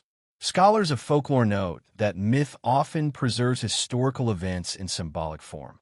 What appears as allegory may, in fact, be memory encoded in a culturally coherent and spiritually resonant narrative. The role of esoteric knowledge also extends to timing. Many voyages appear to coincide with astronomical events, specific seasons, or other natural phenomena. Ancient mariners, whether in Egypt, Polynesia, or West Africa, understood that celestial patterns could guide navigation across vast and otherwise featureless oceans. Prophecy, ritual, and astronomy may have intersected, creating systems of knowledge that allowed voyages to succeed even when technology was limited. This convergence of mysticism and practical expertise illustrates that exploration was often as much a matter of intellect and cultural training as of physical endurance. Ultimately, legends, prophecies, and esoteric knowledge serve as a reminder that history is more than dates, battles, and political events. They suggest that the discovery of new lands often involved not only daring and skill, but imagination, spiritual insight, and the ability to read signs beyond the material world. For pre-Columbian voyages, this means that what may appear as myth today, visions, dreams, and prophecies, could have been integral to the success of exploration. When we assemble these threads, a pattern emerges. Voyages across the Atlantic and Pacific were not solely accidental, nor were they purely pragmatic. They were often motivated, informed, and guided by the intersection of human curiosity, ambition, and esoteric knowledge. From the Celts to the Egyptians, from West Africa to Asia, leaders and mariners acted with a sense of purpose that combined empirical observation with spiritual understanding, resulting in journeys that may have reshaped the world even before Columbus. In the shadows of these stories lies a larger truth. Human exploration has always been a synthesis of skill, courage, and imagination. The legends, prophecies, and secret teachings surrounding pre-Columbian voyages are not merely fanciful. They are windows into the mindset of civilizations that dared to traverse oceans, chart unknown lands, and leave traces of their presence. They remind us that the past is far richer and stranger than the linear histories we are taught to accept. By examining the esoteric alongside the tangible, we begin to appreciate that the story of discovery is not just a matter of geography, but of human consciousness. The visions, teachings, and encoded knowledge of these civilizations reveal a world in which the unknown was not feared, but sought, crossed, mapped, and sometimes immortalized in myth. In these intersections of mysticism and exploration, The pre-Columbian voyages come alive not only as physical journeys, but as profound human quests for understanding, meaning, and connection across oceans. By the time we reach the 15th century, a remarkable pattern emerges from the scattered fragments of history, legend, and artifact. Multiple civilizations had ventured across oceans, leaving traces that hint at a world more interconnected than traditional narratives allow. In this climactic chapter, we piece together these disparate threads, reconstructing a hidden tapestry of pre-Columbian contact, a web of daring voyages, cultural exchanges, and fleeting settlements that may have shaped the Americas long before Columbus set sail. Consider the evidence collectively: the Norse settlements at Lance aux Meadows, the Celtic legends of St. Brendan and Prince Madoc, the daring expeditions of West African rulers like Abu Bakr II, and the tantalizing hints of Asian mariners guided by Pacific currents. Each thread on its own is fascinating, yet isolated. Combined, they suggest a pattern that is extraordinary in scope. The Americas were not a blank canvas in 1492, but a landscape glimpsed, mapped, and sometimes visited repeatedly over centuries. This is the hidden history, the story suppressed, overlooked, or forgotten, waiting for careful reconstruction. The artifacts and anomalies discussed earlier, the Kensington runestone, Phoenician coins, enigmatic inscriptions, and unusual botanical distributions, provide physical clues that anchor these stories in reality. While individually these items might be dismissed, together they create a mosaic that is difficult to ignore. They point toward a recurring theme. Multiple cultures possess the knowledge, technology, and daring to reach distant shores, and they may have done so with purpose, not merely by accident. Ancient maps and lost charts lend further weight to this conclusion. The Pyrie Reis map, the Vinland map, and various medieval charts suggest that some knowledge of the Americas was transmitted across generations, sometimes deliberately hidden or encoded. These maps serve as evidence that early explorers may have charted lands, recorded observations, and returned, or at least communicated, information about distant continents.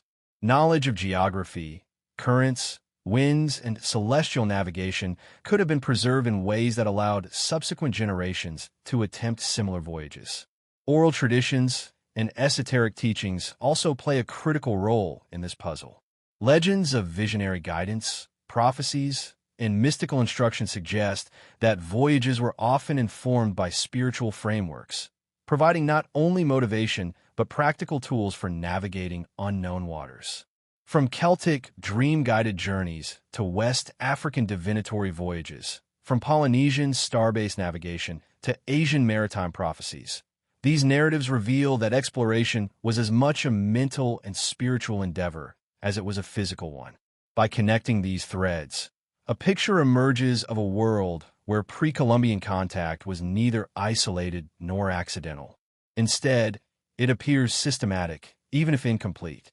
The Norse may have established temporary settlements.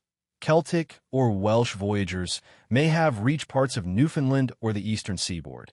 West African fleets may have ventured into the Caribbean, and Asian mariners may have reached the western Pacific coast. Each contact may have been brief, its impact subtle. Yet together, they suggest a world in which human curiosity repeatedly breached the oceans long before 1492. The cumulative evidence also challenges Eurocentric narratives. History has often been framed around the achievements of European explorers, portraying the discovery of the Americas as a singular event. Yet the combined threads of Norse, Celtic, African, and Asian exploration suggest that the discovery of the New World was far more complex, the result of multiple civilizations testing the boundaries of their knowledge and daring to cross vast oceans. The narrative of Columbus becomes less a moment of absolute discovery and more a milestone within a continuum of exploration stretching back centuries. Climactically, the pattern is not merely chronological but geographical. The North Atlantic saw Norse and Celtic ventures. The South Atlantic may have hosted West African and Phoenician contact. The Pacific carried Asian mariners, and scattered across the Americas, anomalies. artifacts, and oral histories hint at fleeting encounters. Across oceans, continents, and centuries, these stories converge to reveal a surprisingly connected pre-Columbian world, a world of risk, ambition, and discovery that transcends the boundaries of modern historical imagination. In reconstructing this hidden history, the evidence suggests a series of parallel and sometimes overlapping explorations. These were not isolated accidents, but deliberate journeys influenced by ambition, necessity, spiritual guidance, and empirical knowledge. Trade networks, currents, winds, and celestial navigation all played roles, as did human imagination and courage. The oceans, often portrayed as barriers, become highways of human curiosity, linking continents and cultures in ways that challenge conventional understanding. Even more intriguing is the implication of cultural exchange. While the full extent is unknowable, it is possible that early visitors, whether Norse, Celtic, African, or Asian, shared crops, technology, and ideas with indigenous peoples. Such exchanges would have been subtle, leaving traces in agriculture, art, and myth rather than in large-scale settlements or monuments. In this sense, the impact of pre-Columbian voyages may have been more enduring than archaeology alone can reveal, encoded in the cultural memory and practices of the New World. The climactic realization is that history is not a linear story of singular achievements, but a tapestry woven from countless, often forgotten threads. Each voyager, each artifact, each legend contributes to a complex narrative of human ambition, ingenuity, and curiosity. Pre-Columbian contact is not just a historical footnote. It is a testament to the universality of exploration, the persistence of human curiosity, and the remarkable capacity of civilizations to reach beyond the known world. By synthesizing myths, maps, artifacts, oral traditions, and anomalies, a vision of pre-Columbian exploration emerges that is cinematic in scope, mysterious in detail, and profound in implication. It reveals a hidden network of explorers spanning centuries and continents, leaving traces of contact, guidance, and influence that ripple across time. The story challenges assumptions, invites wonder, and underscores the interconnectedness of human history, a history far richer and stranger than textbooks allow. In this climactic moment, the lesson is clear. The discovery of the Americas was not the work of a single sailor, a lone fleet, or a singular civilization.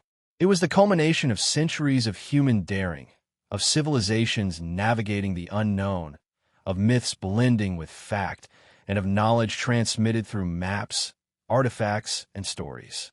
The tapestry of pre-Columbian contact is intricate, elusive, and profoundly human, a story of risk, ambition, and curiosity that resonates across oceans and centuries.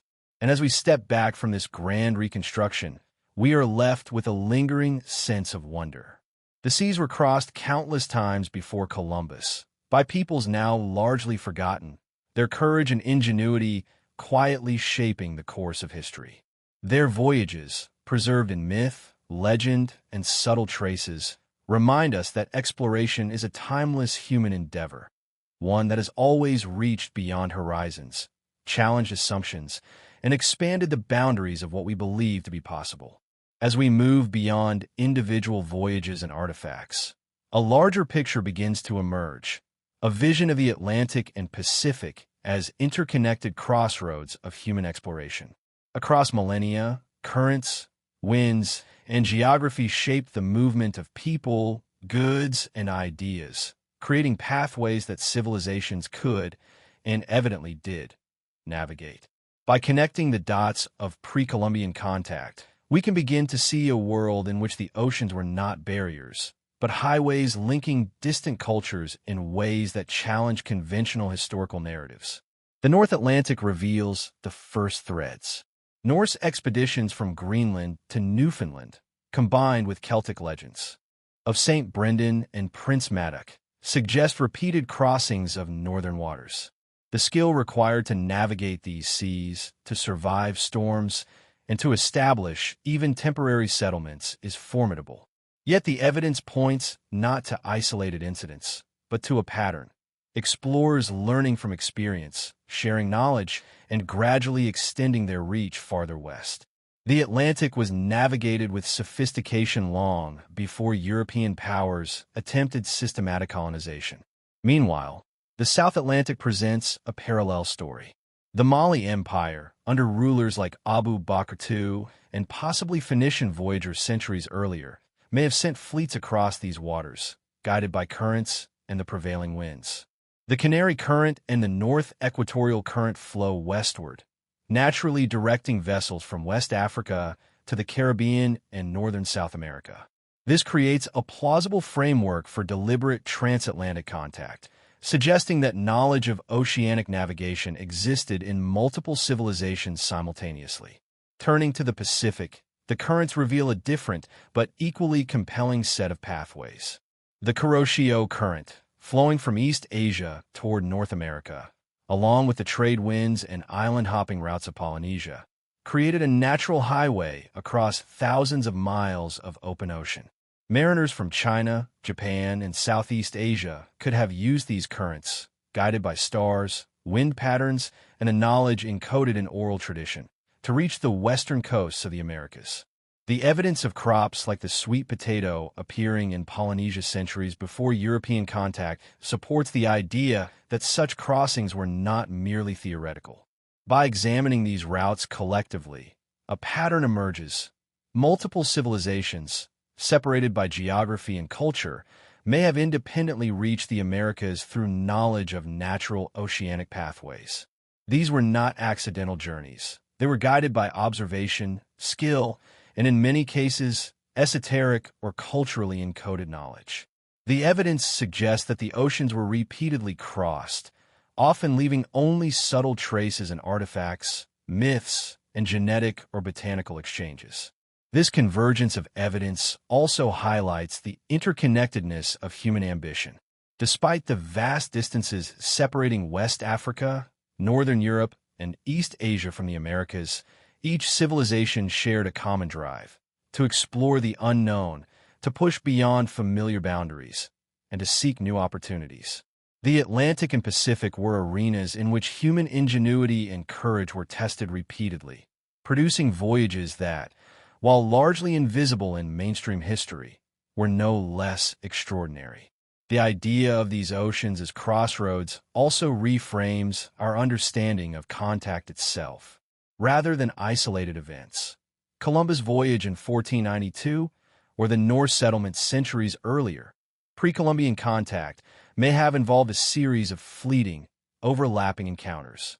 Indigenous peoples of the Americas may have witnessed strangers arriving sporadically from the north, south, and west, bringing knowledge, goods, or even seeds. These interactions could have been temporary, leaving few permanent settlements. Yet they left traces in stories, plants, and cultural motifs, subtly influencing societies long before sustained European colonization. Archaeological and botanical evidence further supports this concept of interconnected oceans. Crops, tools, and motifs found on distant continents suggest that goods and ideas traveled along these maritime highways. The distribution of the bottle gourd, the sweet potato, and other plants implies intentional or accidental transoceanic transfer. Similarly, certain artifacts, coins, inscriptions, and metal objects appear in contexts that defy simple explanation, hinting at a network of contact that spans oceans and centuries. The crossroads concept also illuminates the strategic intelligence of ancient navigators. By understanding currents, winds, and seasonal patterns, mariners could predict the best routes, avoid hazards, and ensure successful voyages. In some cases, these routes intersected. Norse ships sailing south along the Atlantic may have followed currents familiar to later West African explorers. Polynesian or Asian mariners may have reached islands already known to earlier travelers, integrating accumulated knowledge into new journeys. The result is a complex, multi-directional web of exploration, not a linear story of discovery. Moreover, the Atlantic and Pacific crossroads demonstrate that exploration was not merely a European phenomenon. Traditional narratives often emphasize European mastery of the seas, yet the evidence suggests that multiple civilizations were equally adept at navigating vast oceans, establishing temporary contact, and transmitting knowledge. This broader perspective challenges Eurocentric assumptions and underscores the universality of human curiosity and ingenuity. The oceans were crossed repeatedly by skillful mariners from disparate civilizations, each contributing to a hidden global story of discovery. Finally, this interconnected view of the oceans highlights the profound implications for understanding human history. Knowledge, culture, and technology may have flowed across oceans long before documented European contact, leaving subtle but meaningful imprints on societies around the world. Artifacts, myths, oral histories, and botanical evidence collectively suggest that the story of human exploration is far more intricate than a single voyage or civilization can capture. By connecting the dots of these diverse threads, we see a world in which pre-Columbian contact was not an anomaly, but a recurring phenomenon, shaping the Americas in ways that are still only partially understood. The Atlantic and Pacific crossroads remind us that history is not static. It is dynamic, interconnected, and often hidden beneath layers of omission and assumption. Each ocean, each current, each route traveled by ancient mariners represents a thread in a vast tapestry of human daring and curiosity. By tracing these pathways, we gain insight into the courage, skill, and vision required to venture into the unknown, and we begin to appreciate the profound complexity of the pre-Columbian world. In the end, the crossroads of the Atlantic and Pacific reveal a world waiting to be rediscovered. They remind us that the story of human exploration is not confined to European achievement, but encompasses the ingenuity of multiple civilizations across time and space. By connecting these threads, we glimpse a hidden history of contact, exchange, and ambition, an intricate web of voyages that redefines our understanding of the pre-Columbian Americas and invites us to imagine the courage and curiosity of those who first dared to cross the oceans. As we trace the voyages, maps, artifacts, and legends of pre-Columbian contact, a new question arises. What does all of this mean for the modern world? Beyond the thrill of mystery and the allure of forgotten mariners, the implications of these journeys extend into contemporary understanding of history, culture, and human potential. The recognition that multiple civilizations may have reached the Americas before Columbus challenges conventional narratives reshapes perceptions of technological and navigational achievement and invites us to reconsider the ways knowledge is preserved or lost over centuries. One of the most profound implications concerns the Eurocentric framing of history. For centuries, textbooks and academic discourse have emphasized the Age of Discovery as a uniquely European achievement, portraying explorers like Columbus, Magellan, and Cabot as pioneers in an otherwise uncharted world. Yet the evidence of Norse, Celtic, African, Asian, and Phoenician voyages suggests a far richer prehistory of exploration. If these civilizations reach the Americas first, then the narrative of discovery shifts dramatically. European explorers were not the first across the oceans, but rather part of a long continuum of human ambition and maritime skill.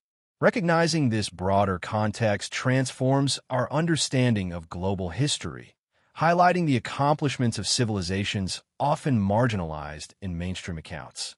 The implications also touch on technology and navigation.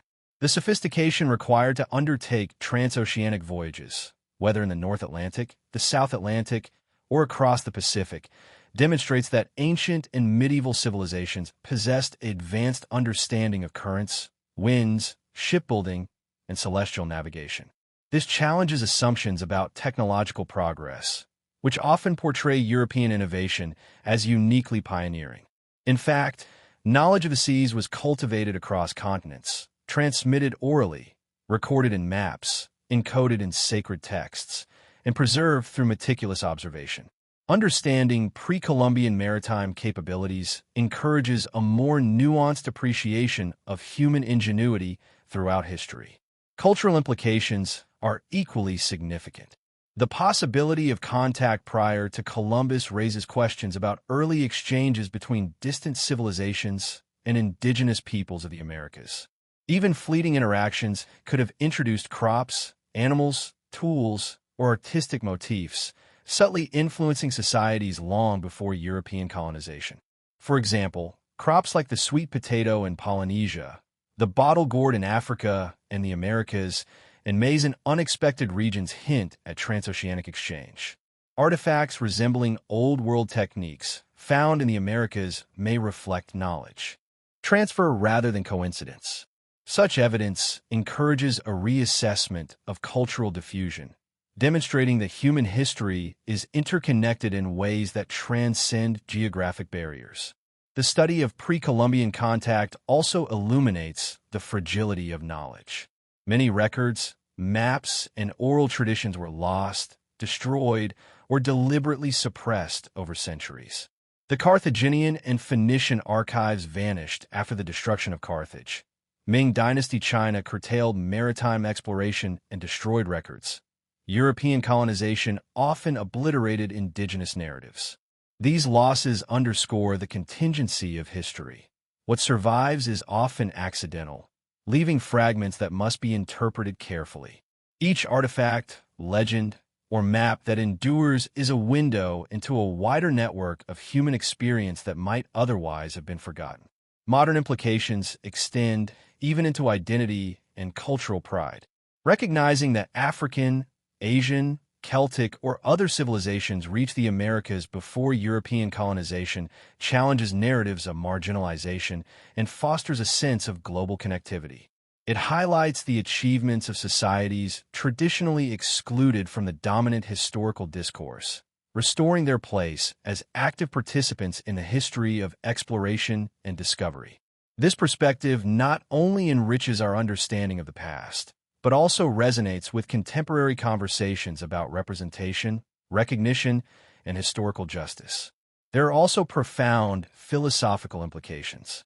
The hidden history of pre-Columbian voyages emphasizes the universality of human curiosity, courage, and ingenuity. Across oceans, continents, and centuries, people have consistently sought to push beyond the known, to test the limits of their knowledge, and to explore the unknown. These stories remind us that exploration is a fundamental human trait, not limited by culture, geography, or era. In celebrating these voyages, we honor a shared human impulse that continues to drive discovery today, from deep-sea exploration to space travel. Moreover, modern scholarship itself is influenced by the lessons of pre-Columbian contact. The anomalies, maps, and oral traditions demand interdisciplinary approaches, combining archaeology, anthropology, history, linguistics, botany, and even climatology. Understanding these voyages requires an openness to evidence that spans material, oral, and symbolic forms. Scholars are increasingly recognizing that history is not a single, linear narrative, but a tapestry woven from multiple perspectives. This approach encourages humility in interpretation, inviting us to question assumptions and consider that the past may be more complex than textbooks suggest. Technology and digital tools amplify these insights today. Satellite imaging, radiocarbon dating, genetic studies, and oceanographic modeling allow modern researchers to test theories about pre-Columbian contact with unprecedented precision. These tools help identify potential ancient landing sites, track currents and trade winds, and detect subtle traces of cultural exchange that may have persisted for centuries. By applying modern science to historical questions, we can reconstruct the hidden voyages of mariners long forgotten, bridging the gap between legend and evidence. Finally, there is a narrative and philosophical lesson for contemporary society. The history of pre-Columbian contact illustrates how knowledge can be simultaneously fragile and resilient. Voyages disappear, maps are lost, stories fade, but fragments survive, often in unexpected ways, waiting for curious minds to piece them together. In this, there's a metaphor for human endeavor. Ambition, courage, and curiosity may leave faint traces, yet their impact can ripple across generations, influencing thought, culture, and discovery long after the original actors have vanished. The modern implications of this hidden history, therefore, are both practical and symbolic. They challenge assumptions, enrich understanding, and inspire curiosity. They remind us that the past is rarely as simple as it seems, and that human history is a dynamic interplay of exploration, exchange, and ingenuity. Most importantly, they invite us to remain open to evidence, to question received narratives, and to appreciate the extraordinary achievements of civilizations whose stories have been overlooked. In acknowledging the possibility of widespread pre-Columbian contact, we also reclaim a sense of wonder. The oceans, once thought to separate worlds, become bridges of human endeavor. The artifacts, maps, and oral traditions that survive remind us that discovery is never the product of a single culture or a single voyage. It is the sum of countless daring acts, imaginative leaps, and persistent inquiries across time and space. Ultimately, the modern lesson is clear. History is a conversation between past and present, shaped by what we preserve, what we investigate, and what we dare to imagine. Pre-Columbian voyages offer a profound opportunity to expand that conversation, to explore what has been hidden, and to recognize the universality of human curiosity. By embracing this perspective, we not only enrich our understanding of the Americas, but also honor the courage, skill, and vision of explorers from civilizations around the world. Voyagers who reached beyond the horizon, shaping the world in ways that continue to echo today. While the evidence for pre-Columbian voyages is compelling, a striking question arises. If multiple civilizations reached the Americas centuries before Columbus, why is this history so little known? The answer lies not only in the fragility of evidence, but in deliberate suppression, cultural bias, and the selective preservation of knowledge. Across time, human institutions, political, religious, and academic, have shaped the narratives of discovery, often marginalizing or erasing stories that did not align with dominant agendas. Understanding this suppression is key to piecing together the hidden history of early exploration. One of the earliest examples can be found in the Norse settlements of Greenland and Newfoundland. Though the sagas recount voyages to Vinland, these stories were largely relegated to myth in mainstream European consciousness.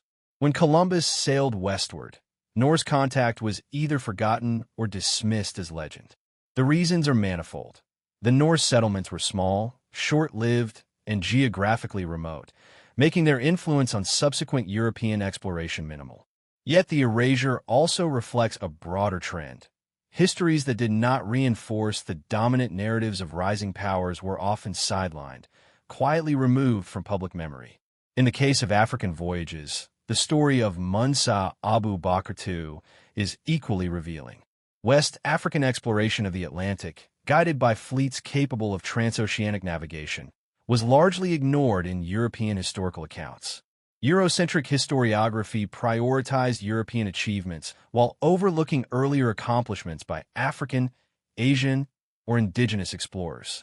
Records may have existed in oral traditions, in lost archives, or within societies that maintained secrecy to protect maritime knowledge. Regardless of intent, the result was the systematic invisibility of non-European explorers in global narratives. Maps and charts further illustrate the suppression of knowledge. Consider the Pyrie Reis map, which suggests familiarity with Atlantic coastlines centuries before widespread European exploration. While it survived as a fragment, the broader knowledge it represents was likely kept secret or lost. Similarly, many ancient charts, especially those maintained by Carthaginians, Phoenicians, and other maritime powers, were deliberately withheld or destroyed, either to protect strategic advantage or through conquest and cultural upheaval. Knowledge of the world's oceans became concentrated in a few hands, and much of it disappeared before it could be integrated into historical memory. Religious and ideological factors also played a role. European expansion in the 15th and 16th centuries was often framed within a Christian worldview, emphasizing divine providence and the glory of European nations. Acknowledging that other civilizations had traversed the Atlantic, Pacific, or Caribbean centuries before could have challenged the theological and political justification for colonization. By portraying the discovery of the Americas as a uniquely European achievement, historical narratives reinforced authority, legitimacy, and national pride, while marginalizing prior achievements. In this sense, suppression was not merely accidental, it was ideological.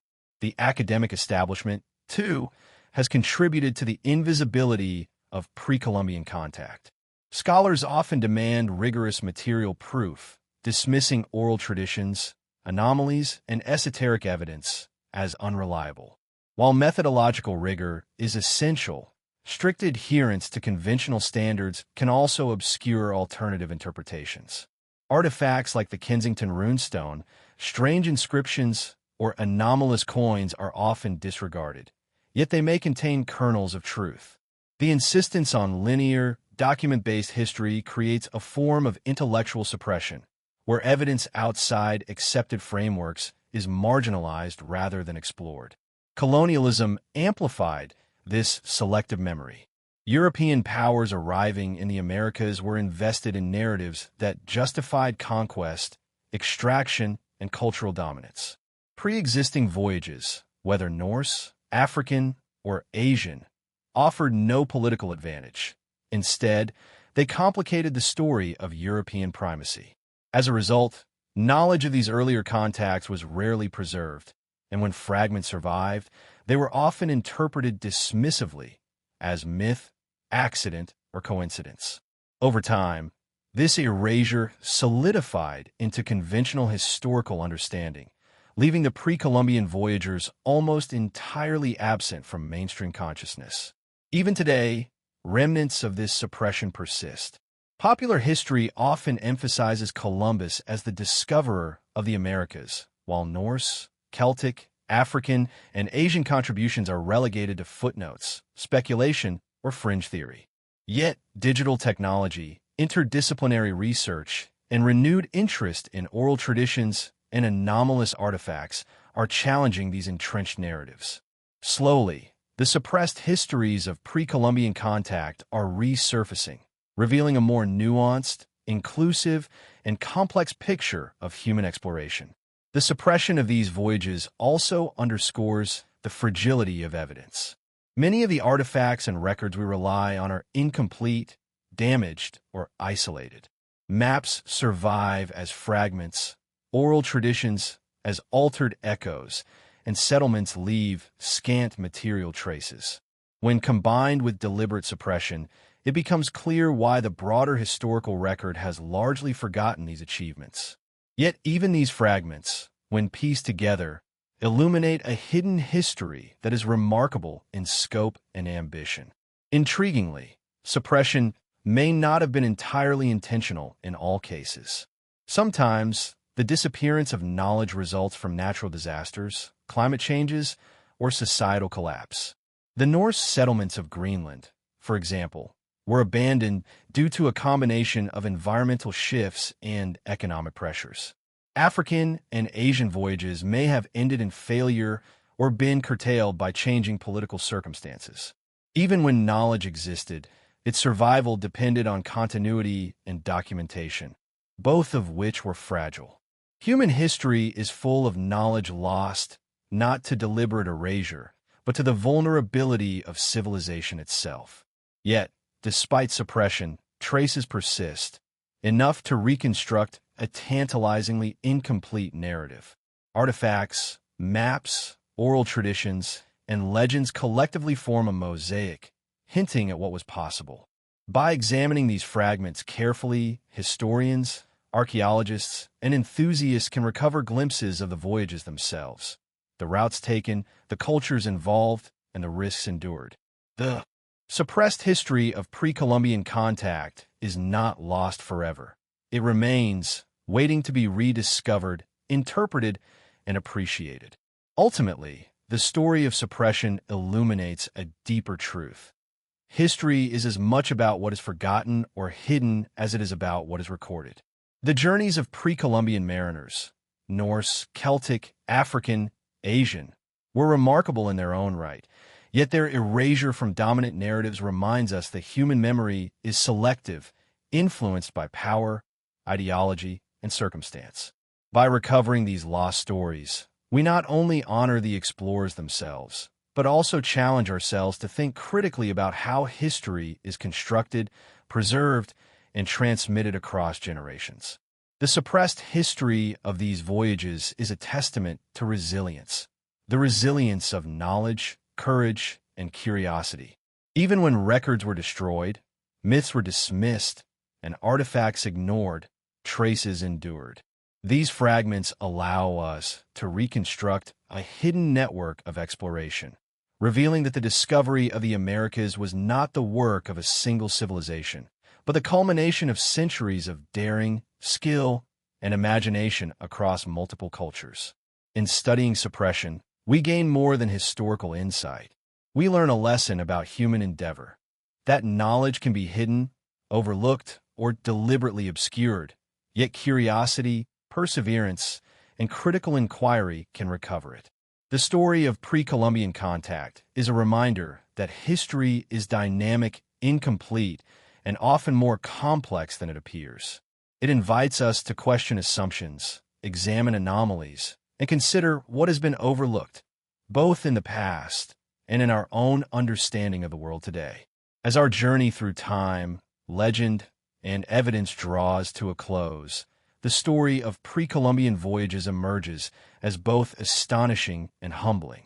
From the Norse reaching Newfoundland to the daring fleets of West Africa, from Celtic legends to the navigators of Asia and Polynesia, a pattern of exploration unfolds that challenges conventional history, expands our understanding of human ambition, and celebrates the universal impulse to push beyond the known. The legacy of these ancient voyagers is not measured only in settlements or artifacts, but in courage, curiosity, and the enduring traces of their passage across oceans. At its core, this hidden history reminds us that discovery is never the product of a single individual or civilization. The Americas were glimpsed, touched, and remembered long before Columbus sailed westward. Norse sagas tell of Vinland. Celtic myths describe visionary sea journeys. African chronicles hint at fleets traversing the Atlantic, and Asian maritime traditions speak of crossings guided by stars and currents.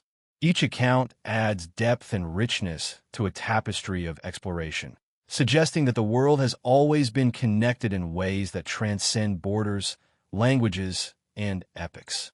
Artifacts, maps, and oral traditions serve as tangible threads linking past and present.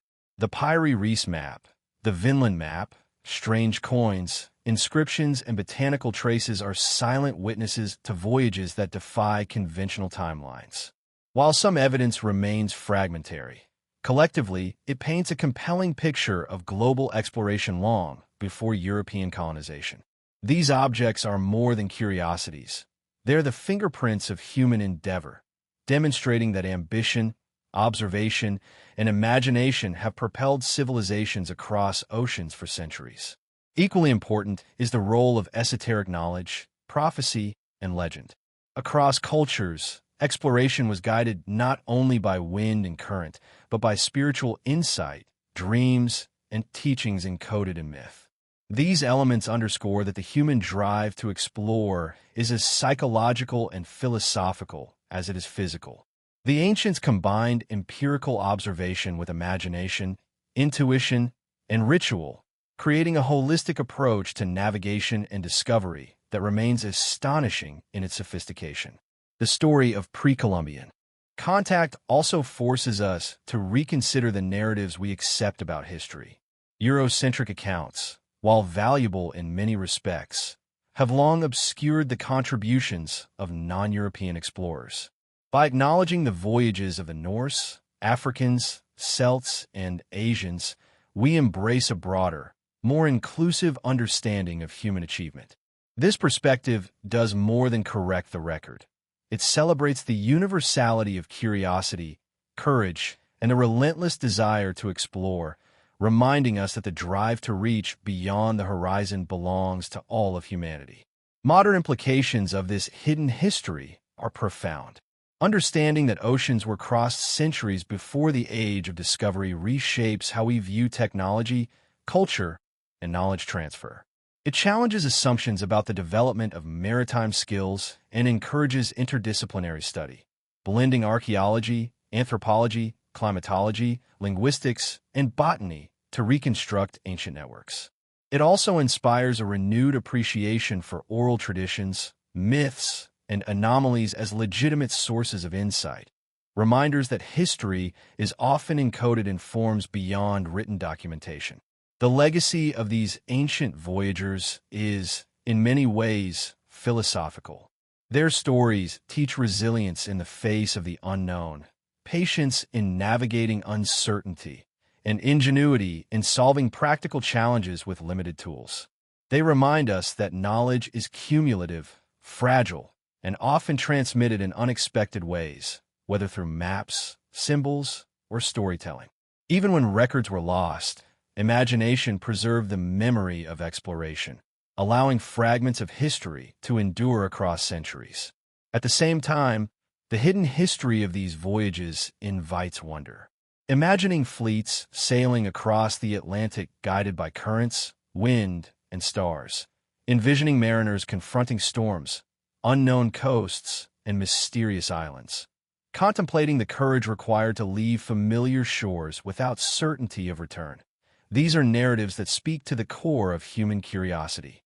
They remind us that exploration is not simply a historical act, but a timeless human endeavor, one that continues to inspire scientific discovery, adventure, and creative imagination today.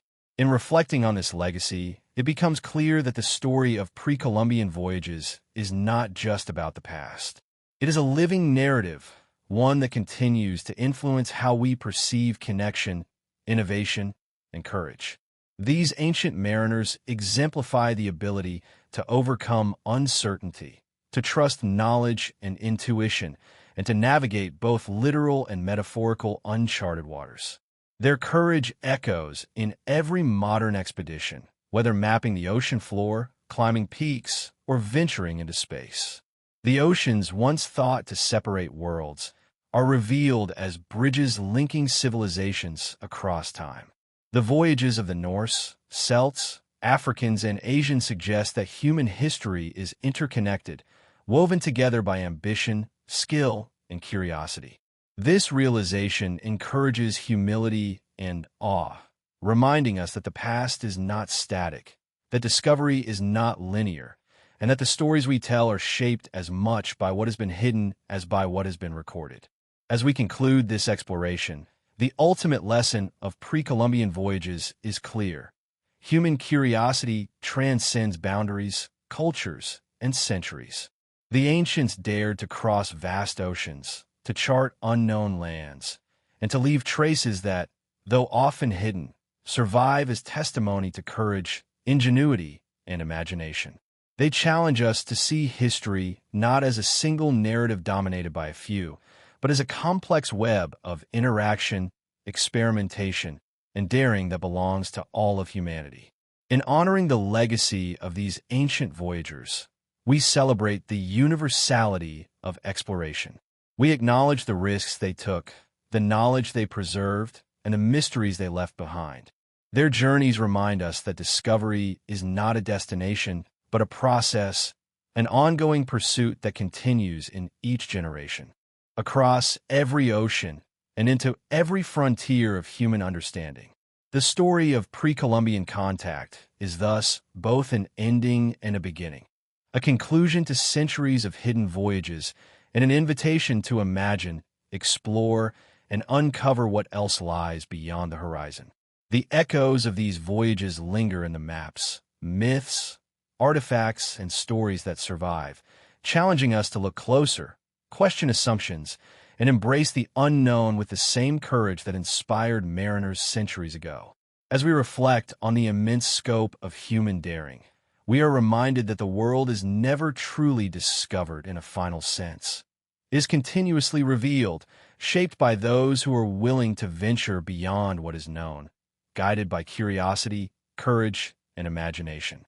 In the end, the legacy of ancient voyagers is a call to wonder, a testament to human audacity, and a reminder that the world is far larger, stranger, and more interconnected than history books often reveal.